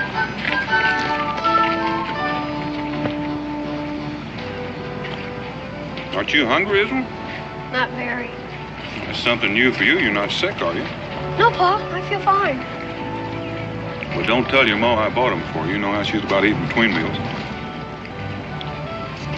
Tastes pretty good, doesn't it? Ma makes them better. Well, it goes without saying, but she hadn't been making them lately. That's because Uncle Brian don't care much for sweets. Matter of fact, he don't care much for anything except for his business. Sure, I'm glad you're not a businessman, Pa. Well, so am I, Israel. That's something else you don't have to tell your mom.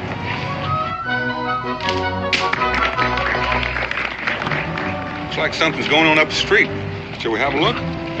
If you want.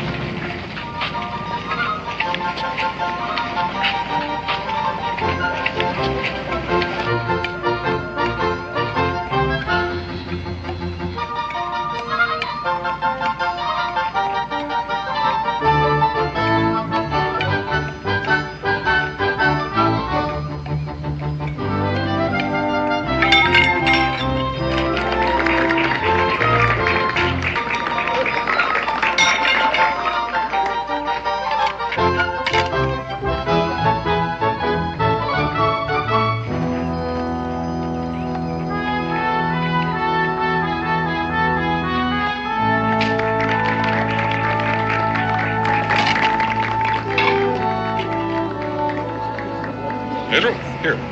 Put a corn in the bag. Well, thank you, my boy. I trust you enjoyed the act. I don't know. I keep on wondering what would happen if you dropped one of the plates. The plate breaks. People laugh, and I try it again. Guarantee you wouldn't try again if it was one of my ma's plates. Your boy? He's my boy. He has a very literal mind. Thank you.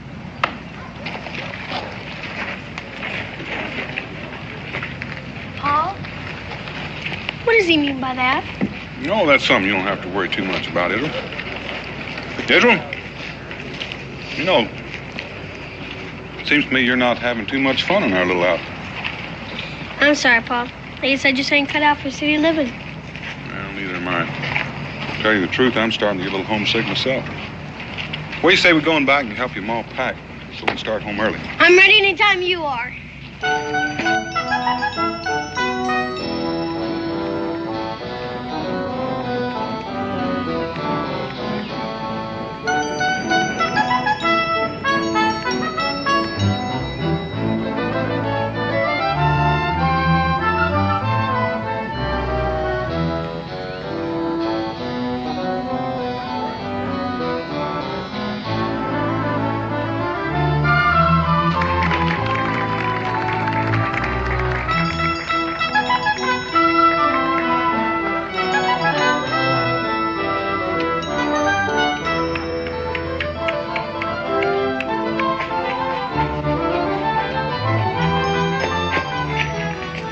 Master Hoot Owl, I take it that you are running for the sake of exercise and not because you are being chased. There's nobody after me. Then don't let me ever see you running again when it is not necessary. Your precipitous flight might well have attracted unwelcome curiosity. Yes, sir. Well, now, let me see what manner of treasure you have managed to collect. Come on.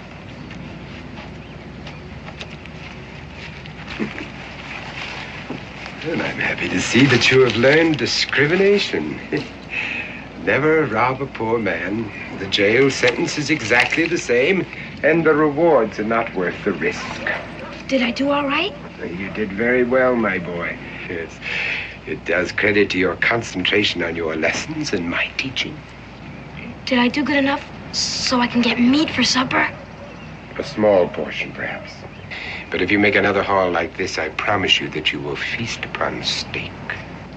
Gee, I don't think I ever tasted steak. You will, my boy. You will. Now, are you sure that no one was suspicious? Nah, it was easy. They were too busy watching to notice anything. Yes, that's an ideal situation and a novel way to draw a crowd. Perhaps I should take up juggling. What do you want me to do now? Well, I would say that you have exhausted your single talent for the time being. Get yourself a partner. Black Cat, perhaps. Between the two of you, you lads should do yourselves proud, and the day is still young. Shall we go back to the crowd again?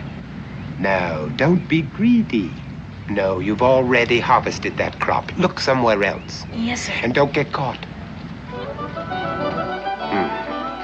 A gifted chap.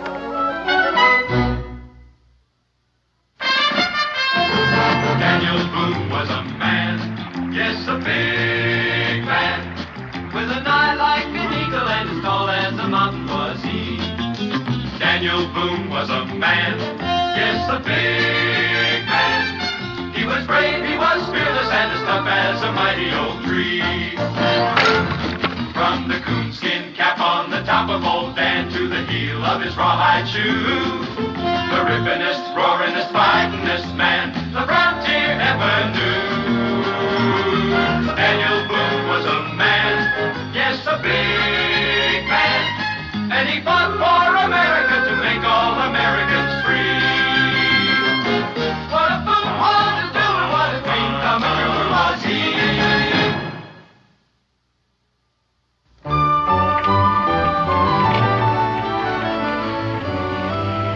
Uncle Brian, you've been wonderful. But I'm afraid we've upset your life for the last month. Not at all, my dear, not at all. 5 weeks, to be exact. It's a good thing for me to have a break in my routine. Best thing in the world. Why don't you make a fresh start and come on out to Kentucky with us? No, Daniel, no. Not until the coach goes farther than Richmond. My poor feet, you know. You'll likely be returned to the Virginia Assembly next year. I'll see you then. What about you, Israel? You'll come again, too? Well, maybe. Pa insists on bringing me. Israel. Well, I don't mean anything about Uncle Brian, Ma. It's just there are no kids here. I miss the woods and the streams. It's lonesome. All you have to say is thank you, and I'd love to. Honesty, Rebecca.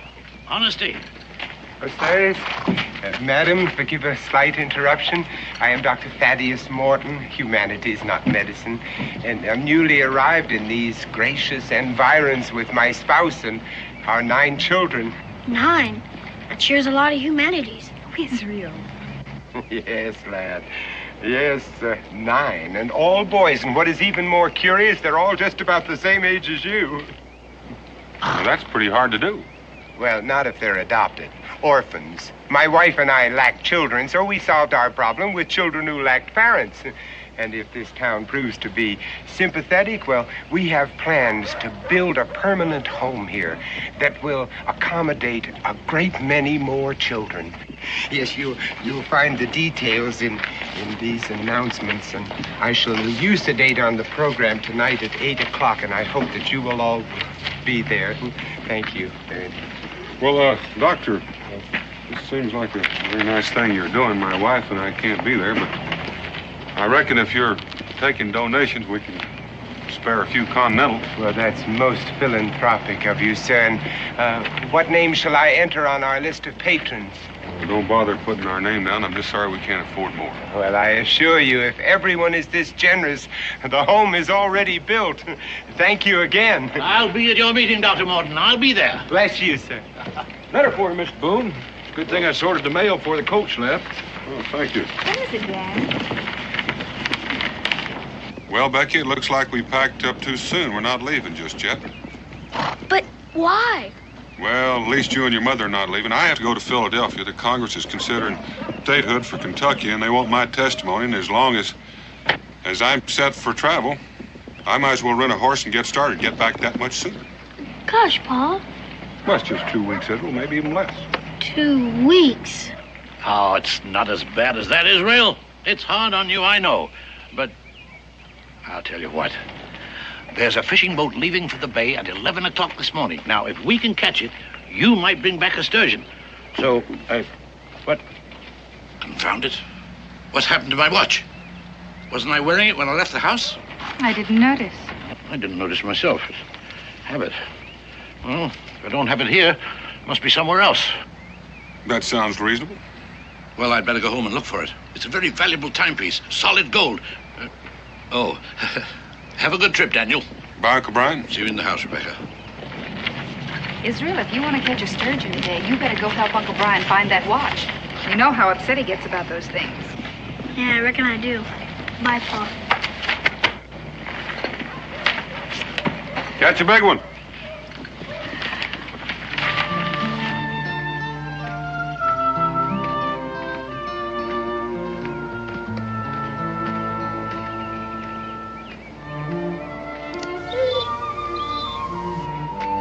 Hi, boy. Hi. How are ya? Want to play? Go get it, boy. Go get it.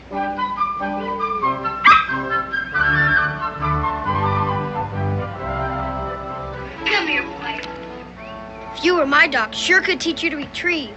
Want to play some more? Jupiter. Ready? Jupiter, where have you been? Come on, Jupiter. Guess you Come better go before you get both of us in trouble.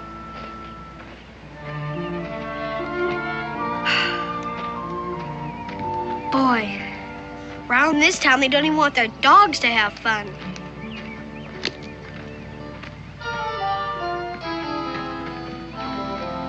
Hi, fellas. Want to go fishing?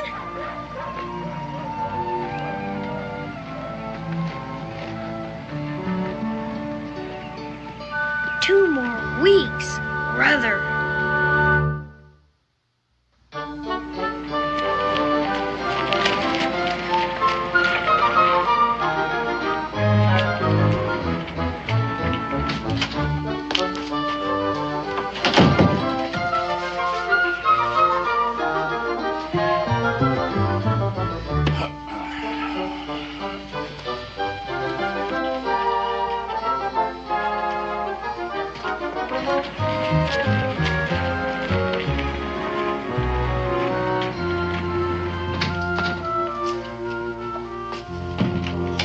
Uncle Brian?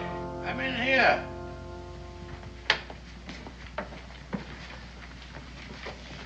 Find your watch yet? No, otherwise I'd stop looking for it. I remember I had it here last night. I was writing a letter. I laid the watch out where I could see it, because I promised to meet Mr. Stevens over at the warehouse at 8:30. Oh, Did you meet him? of course I met him. Bought 1,000 pounds of indigo. Well, then you must have taken it to the warehouse with you. True. Then why would I leave it there? Maybe when you came home, you put it on your dresser. Then you went to bed. Ah, perhaps that's it. I'll go look. Yes. Yes. I always put it on the dresser when I go to bed. At least I think I do.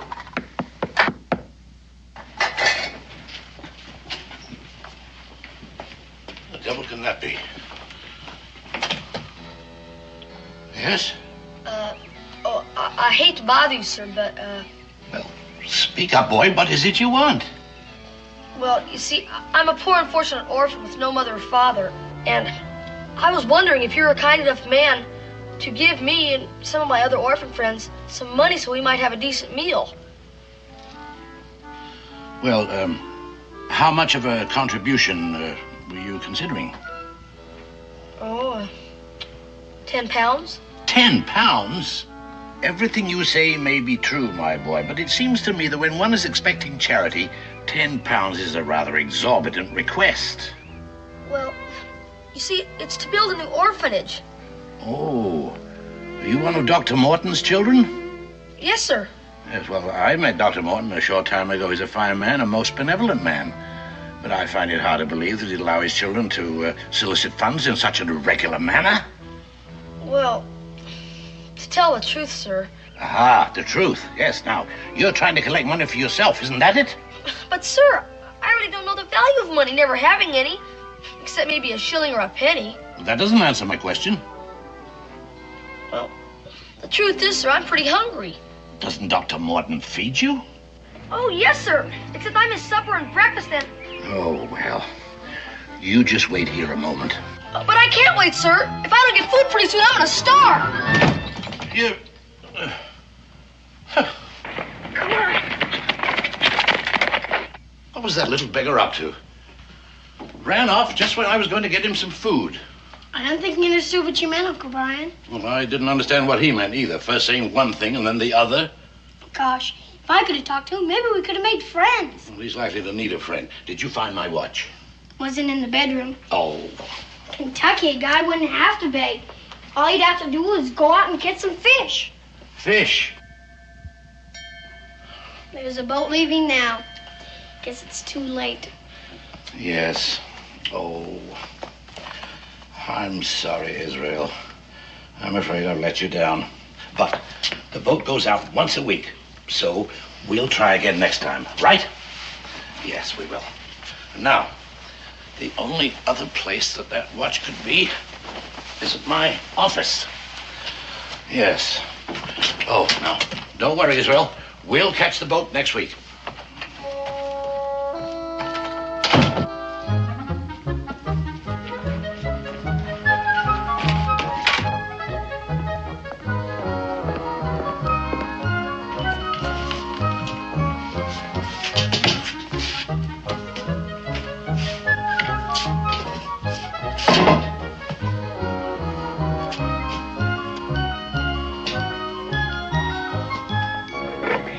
Enough? Never seems to be enough.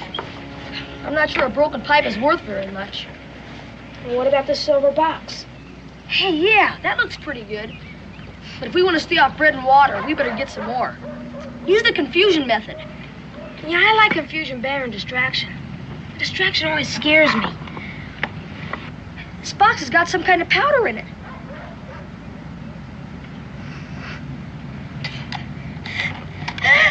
Achoo! Shh, someone will hear us. Be quiet. Achoo!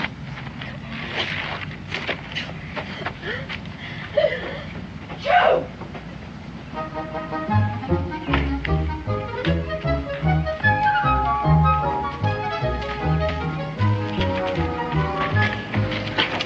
How about that place?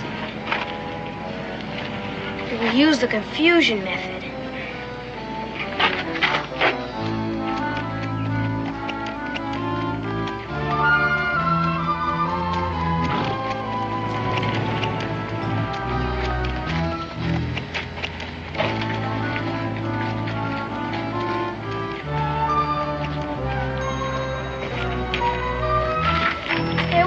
where you're pushing. Hey, watch where you're pushing. Stop pushing me around.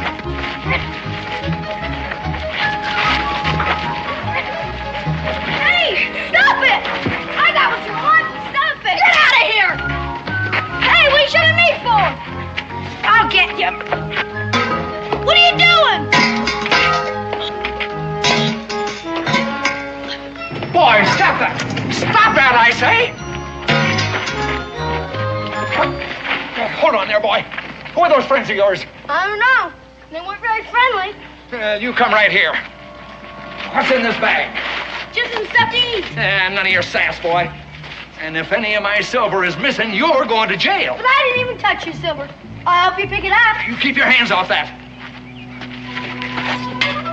Here, come back here, you. What'd you get? I got this. How about you? This. That'll be enough. Let's put them in the sack. Maybe after this we'll get some meat for a change. Yeah. Hey, Don! Hey, it's that kid that helped us get away. He seems to know all about the confusion method. I'll say, he's got a whole sack full. You're friends again. We weren't mad at each other. You mean you were just playing? No, we were working. Hey, what you got in the sack? Rob.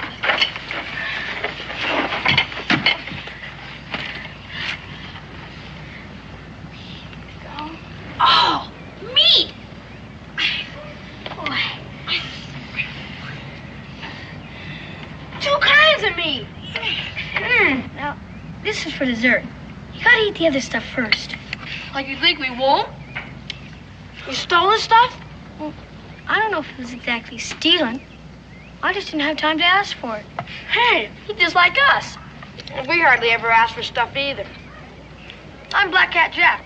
Black Cat? And I'm Hoot Owl Tom. Hoot Owl? Yeah. What's your name? I'm Copperhead Izzy. Hi, Copperhead. Join the gang. Wait a minute. Let's do this the right way.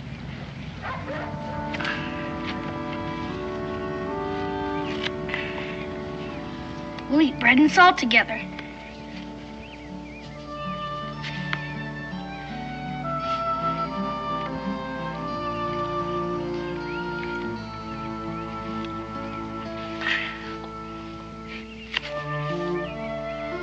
Now we're brothers for life.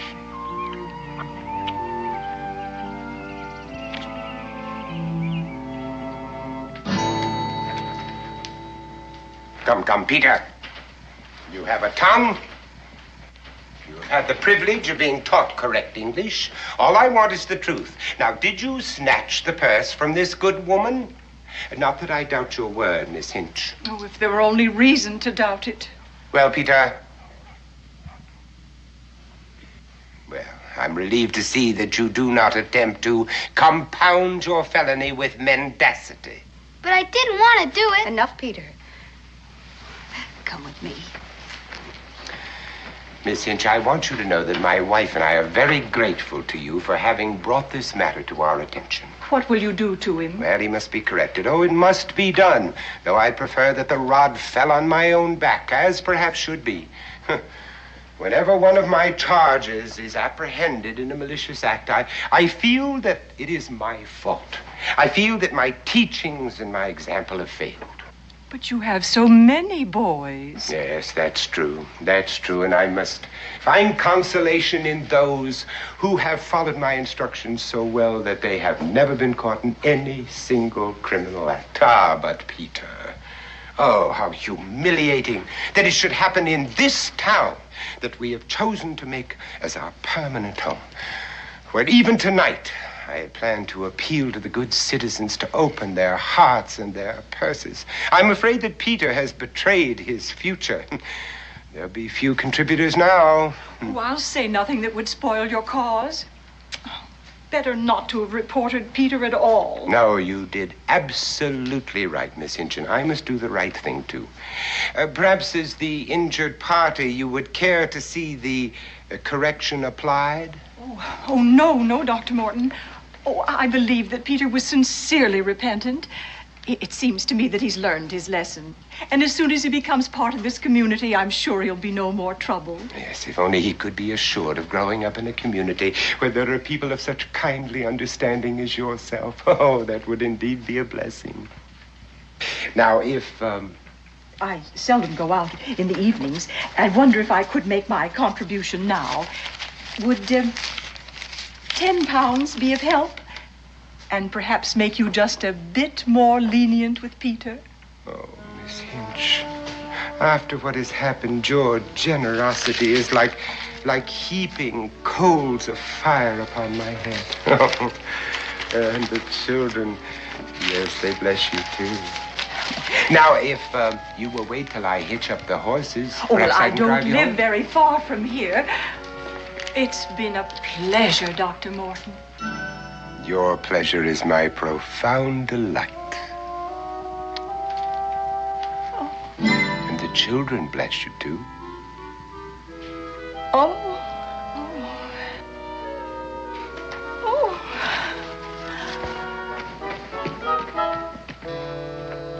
Come, children. Come inside, close the door, and find your seats.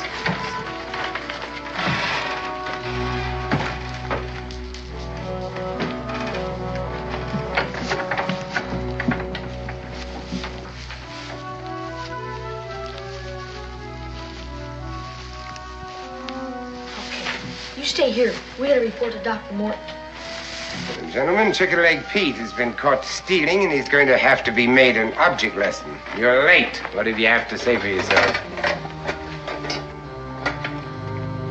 Silver. Yeah, now that's what we like to see. You boys are beginning to learn the value of things. I commend your selection. Watch out, Mr. Morton. That stuff's powerful. Powerful? On the contrary, it's excellent snuff. French, I'd say. All right. Sit down.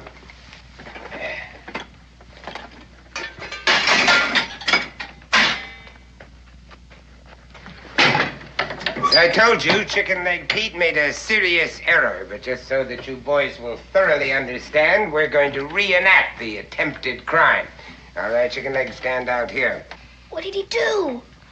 He got caught stealing. He's sure gonna get it. I guess I'd get it too if I was caught stealing. Violet, you will play the part of Miss Hinch, who informed me that her purse was hanging on the crook of her elbow like that.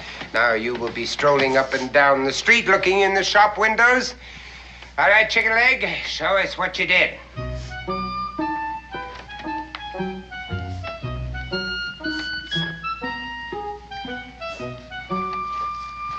Thief!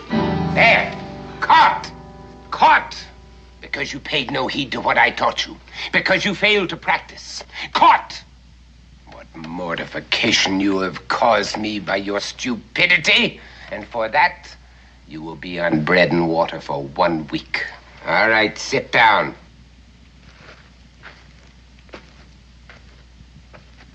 Black Cat, come here. Why does he always have to pick on me? Now, Black Cat, this is a solo job. You want that lady's purse or its contents. Now, employing the skills that I have imparted to you, what method would you use? I guess the sympathy method. Very good. Demonstrate. All right, Violet, stroll.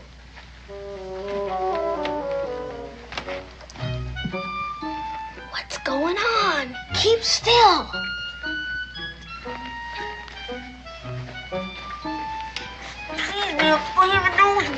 Not my sleeve. Here. I'll get you a handkerchief. Ah. Black Cat's pretty good. Oh. It's all right now, ma'am. Excellent. Excellent. Just as I taught you. But that's not right. He's teaching you kids to steal. Somebody's got to stop him. Who is that? Come here. Stranger, huh? You're not quite a stranger. I met you on the street by the coach, but I didn't get your name. Boone. Israel Boone. But you told me in Hoot Owl you were Copperhead Izzy. That was just a play name. You and Hoot Owl, eh? So you're the ones who brought him here, In violation of my absolute rule, never mingle with strangers. Hoot Owl, up front.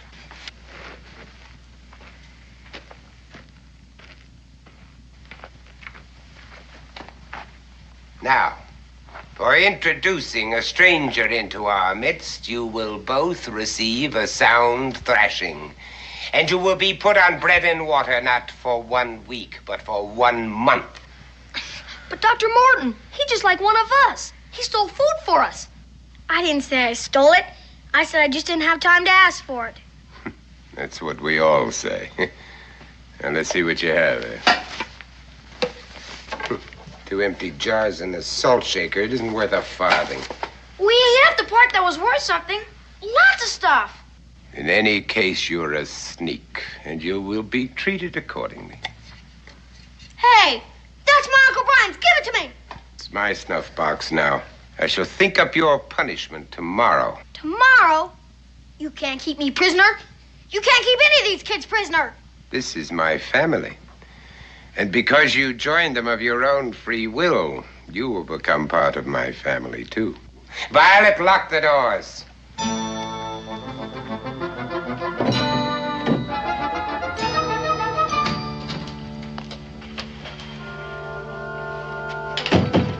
Uncle Brian, is that you?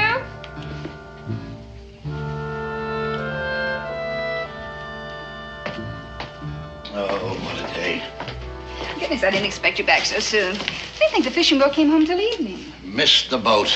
I've been at the warehouse looking for that confounded watch of mine. It's not there. It's not here. Did Israel go with you? Israel? He was here when I left. He's out playing, I expect. Where is that blasted watch of mine? I wish I knew. I wish I knew what happened to our food. I could swear I left a roasting pullet in the middle of that table.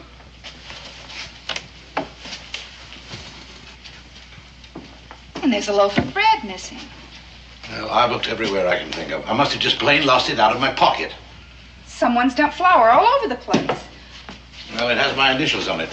So if an honest man should find it... Israel! Israel! It's not in there, Rebecca. We scoured the place.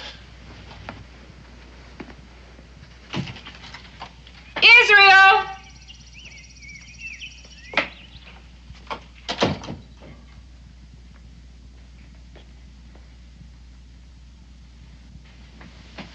Israel Boone! Things just don't vanish without a reason. I suppose Israel can explain it when he gets home. No, Israel couldn't find it either. Hey, where the devil's my snuff box? I always keep it right here. Of course, I did move things around looking for that confounded watch of mine. And that silver piece. The one that belonged to your Aunt Mary. That's gone. We always have it here.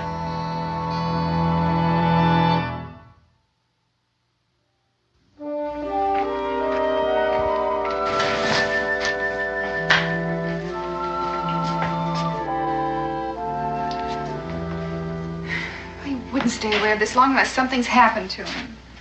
And why did he go off and leave his coat hanging in the hall? Now, Rebecca, you know how boys are. They get interested in something and lose all track of time. And he doesn't have a watch. Watch, oh. Uncle Brian, how disappointed was Israel in not going fishing? Well, it's hard to say. I think he was more disappointed in me. I didn't keep my promise to him. Why? All that food missing. And he was longing to go home to Kentucky. Oh, I see what you mean. You think he packed up and headed west? No. No, he wouldn't do that. He wouldn't run away. It's impossible. Well, it's not impossible at all. He didn't like it here. I disappointed him. It's the most logical thing in the world. He had to show his disapproval of me, so he packed up and left. Well, there's just one thing wrong with that. I hadn't disappointed him. And he wouldn't hurt me just to get back at you. You're quite right, my dear. Quite right. No, he'd never do a thing like that. There must be some other explanation. He could have been carried off by force. It happens all the time. Kidnapped? Well, I was just exploring the possibilities of process of elimination might arrive at a solution. Suppose someone saw you leave the house and thought the place was empty. They came in to burglarize the house, and Israel caught them in the act. Very sound, Rebecca. Very sound. It fits all the facts, and it explains my missing snuff box. Now, my dear. No time for that. Time for action. Yes. I'll go and see the bailiff. I'll tell him what you think, and we'll post a reward for Israel's return. Well, I'm going with you. No. No need for that. It'll just upset you all the more. I couldn't possibly be more upset than I am now. But the boy might come back while we're gone. If he does, he'll stay. And I'll go out of my mind if I have to sit here and wait by myself.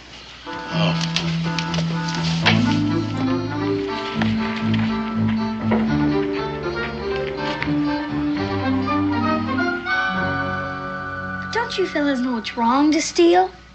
Sure we know it's wrong. But we have to. We gotta earn our keep. How did old Martin get you in the first place? Nobody else wanted us. We got signed over to him and his wife, legal. So if we try to run away, he can always get us back. And he's such a smooth talker, nobody ever suspects anything. Gotta think of something. My pa gets captured by the Indians. He always gets away. I feel a lot better if we could escape without any help. But I guess it doesn't matter much anyway. We'll escape in a few days. How? Oh, there are gonna be people looking for me. Sooner or later, they'll look in this barn. Sure, gonna be embarrassing. How can I face Pa when I can't even escape from a barn? You don't need to worry about that. And you got an idea? I got an idea. You don't know what's going on yet. But if Dr. Morton is planning on raising money for a permanent home, you mean he's just planning to raise money? What we swipe is nothing to what he gets. We're just bait. He goes to those meetings and makes speeches about us poor orphans. My Uncle Brian was planning on going to that meeting. There's only some way I could get word to him. That's it.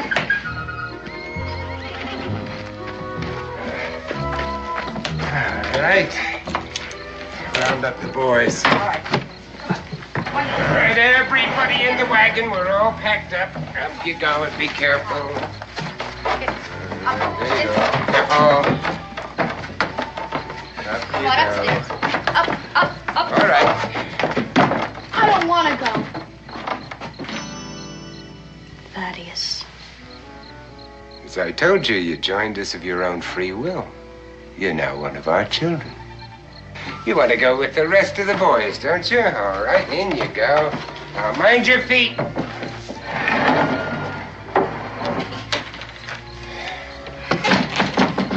Thaddeus, I'm still worried about people looking for that boy. I think we ought to leave right now.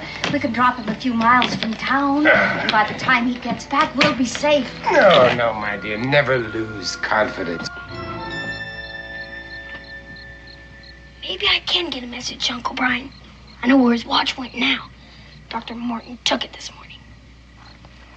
Is this the trunk with all the loot? Yeah, but it's no use. Dr. Morton's got the key. Well, he was teaching you to pick pockets. Didn't he ever teach you to pick locks? Yeah, but I need a tool, a wire or a hairpin. I have a knife. No, I need something that bends.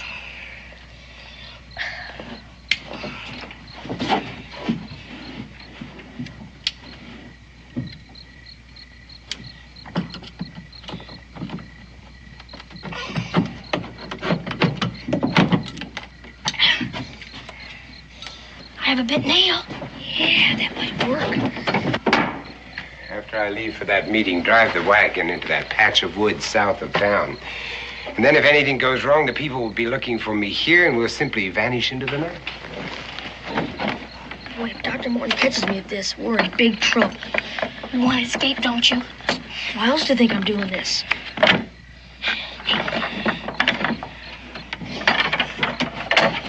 It's solid gold, and it has the initials BB on it. Here it is. Now what? Now we employ the confusion method. Well, adieu, my dear. I'll see you in the sylvan glade, my pockets lined with gold. What's that racket? What's all that noise going on in there? Be quiet.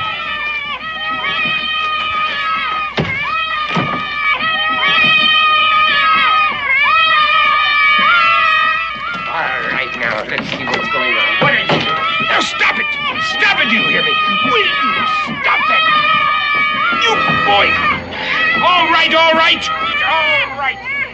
Oh, Boone, I have a suspicion that you're at the bottom of all this. I haven't time to deal with you now, but I'll let you amuse yourself imagining what the punishment I'm going to mete out will be.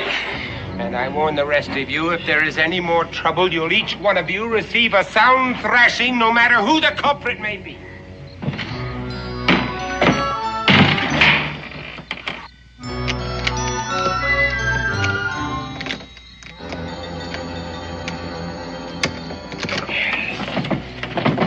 You'd better be on your way. Did you get it? Well, did you get it? Well, this might not work. We have a chance.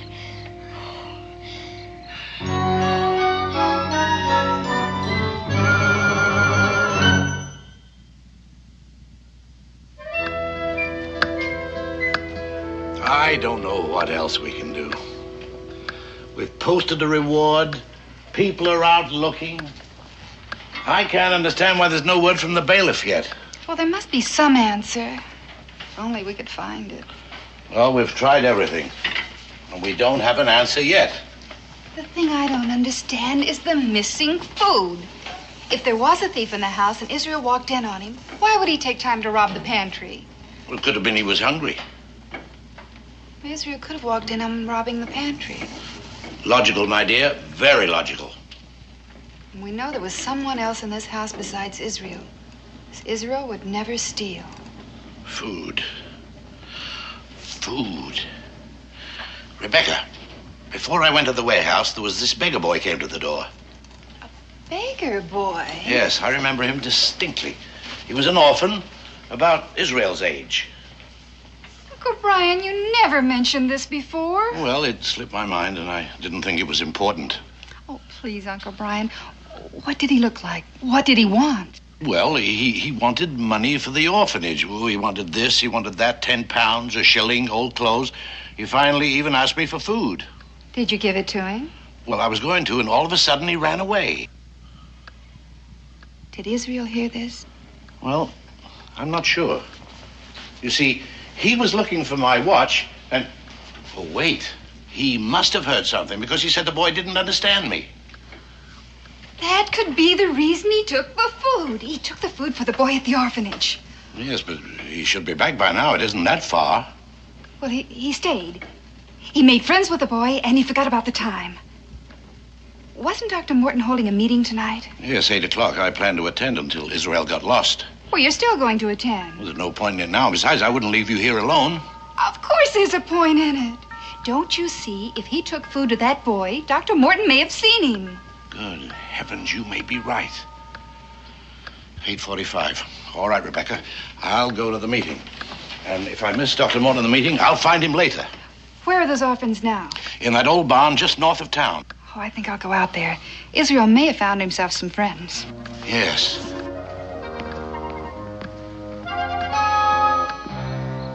I can see by your expressions that your hearts have been touched, that your sympathies are with those homeless waifs who even now are sleeping under a roof designed to shelter cattle. They have wandered like the beasts in the woods, with only my wife and myself to serve as their shepherds. But they need more. They need a community of upright people like yourselves, men and women who can give them examples of honesty and industry and generosity. Generosity must come first before all of those other blessings can follow. And so as I pass among you, I beg you to consider that my hat is simply a safe repository from which your benevolence may pay dividends for generations to come. Thank you, sir. Thank you. And thank you, Matt. Thank you very much. That's very good of you. You know, you are buying the ground on which those children are now sleeping. Thank you.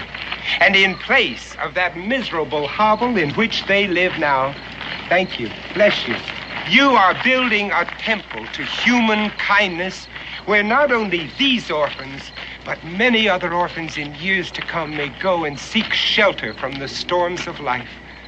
Oh, what joy you people give me. I just could weep. I really could. You know, there are no words to express my gratitude. Thank you. But you will hear it in the voices of the children.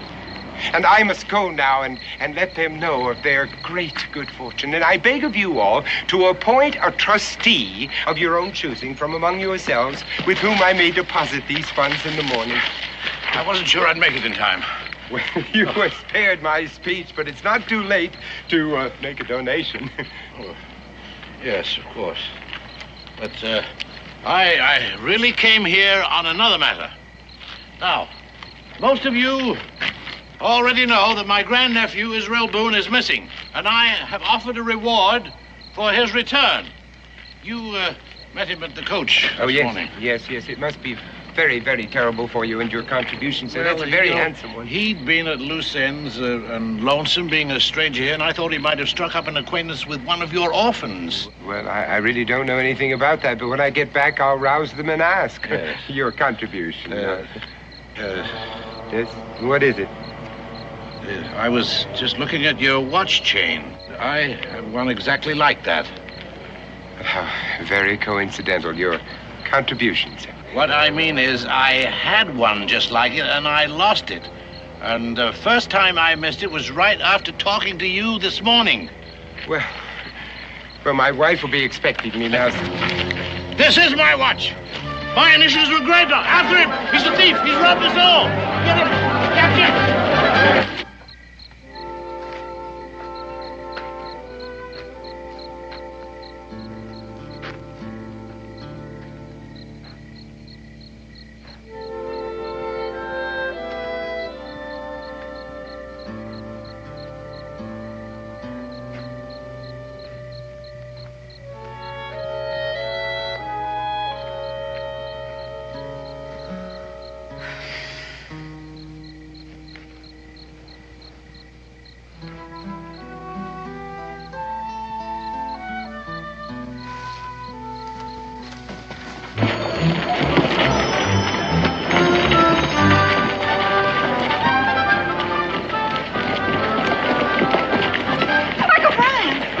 We're after Dr. Morton. He's a scoundrel who thinks he stole my watch. Then he's got Israel. I found his handkerchief in the barn. Don't waste time.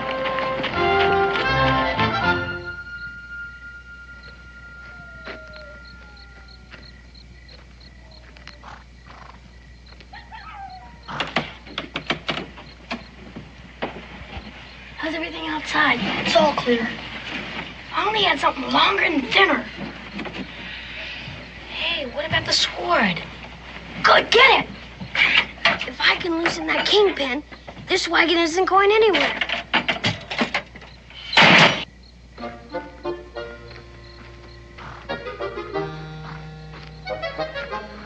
What's that noise?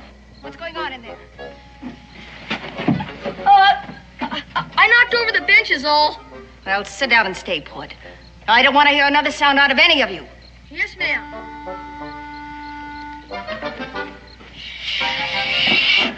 Gotta loosen these bolts.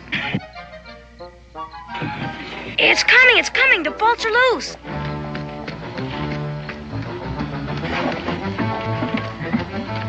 It's Dr. Morton, and he's running fast. What happened? Boone brat, he double-crossed me. You mean they're going to come after us? Yes. Now, get up there. When I get him, I'll wring his neck. What did he do? He switched watches on me. Just when I had this town in the palm of my hand, but there's no time to talk about that. Let's get out here.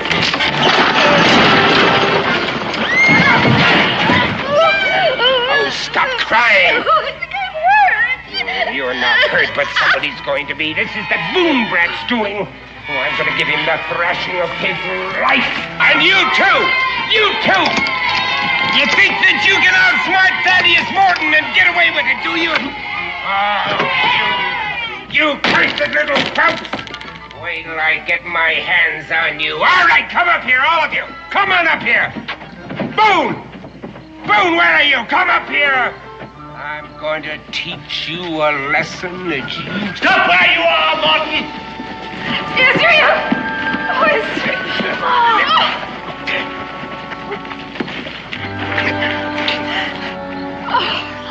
Hi, Ma. These are my friends. Black Cat Jack, Hoot Owl Tom, Chicken Leg Pete, and I'm Copperhead Izzy. Copperhead Izzy? Come on in there.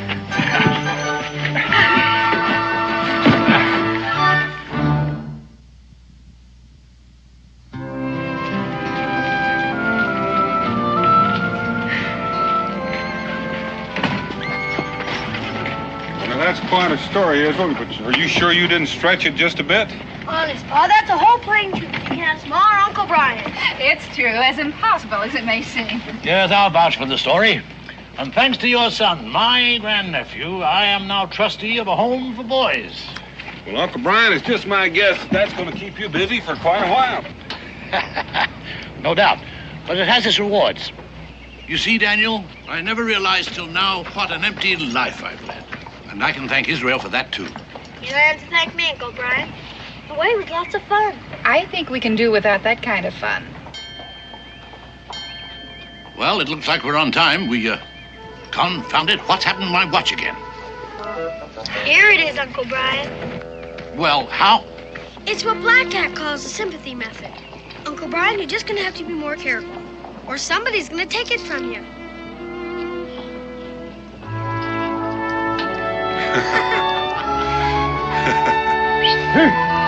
Hey!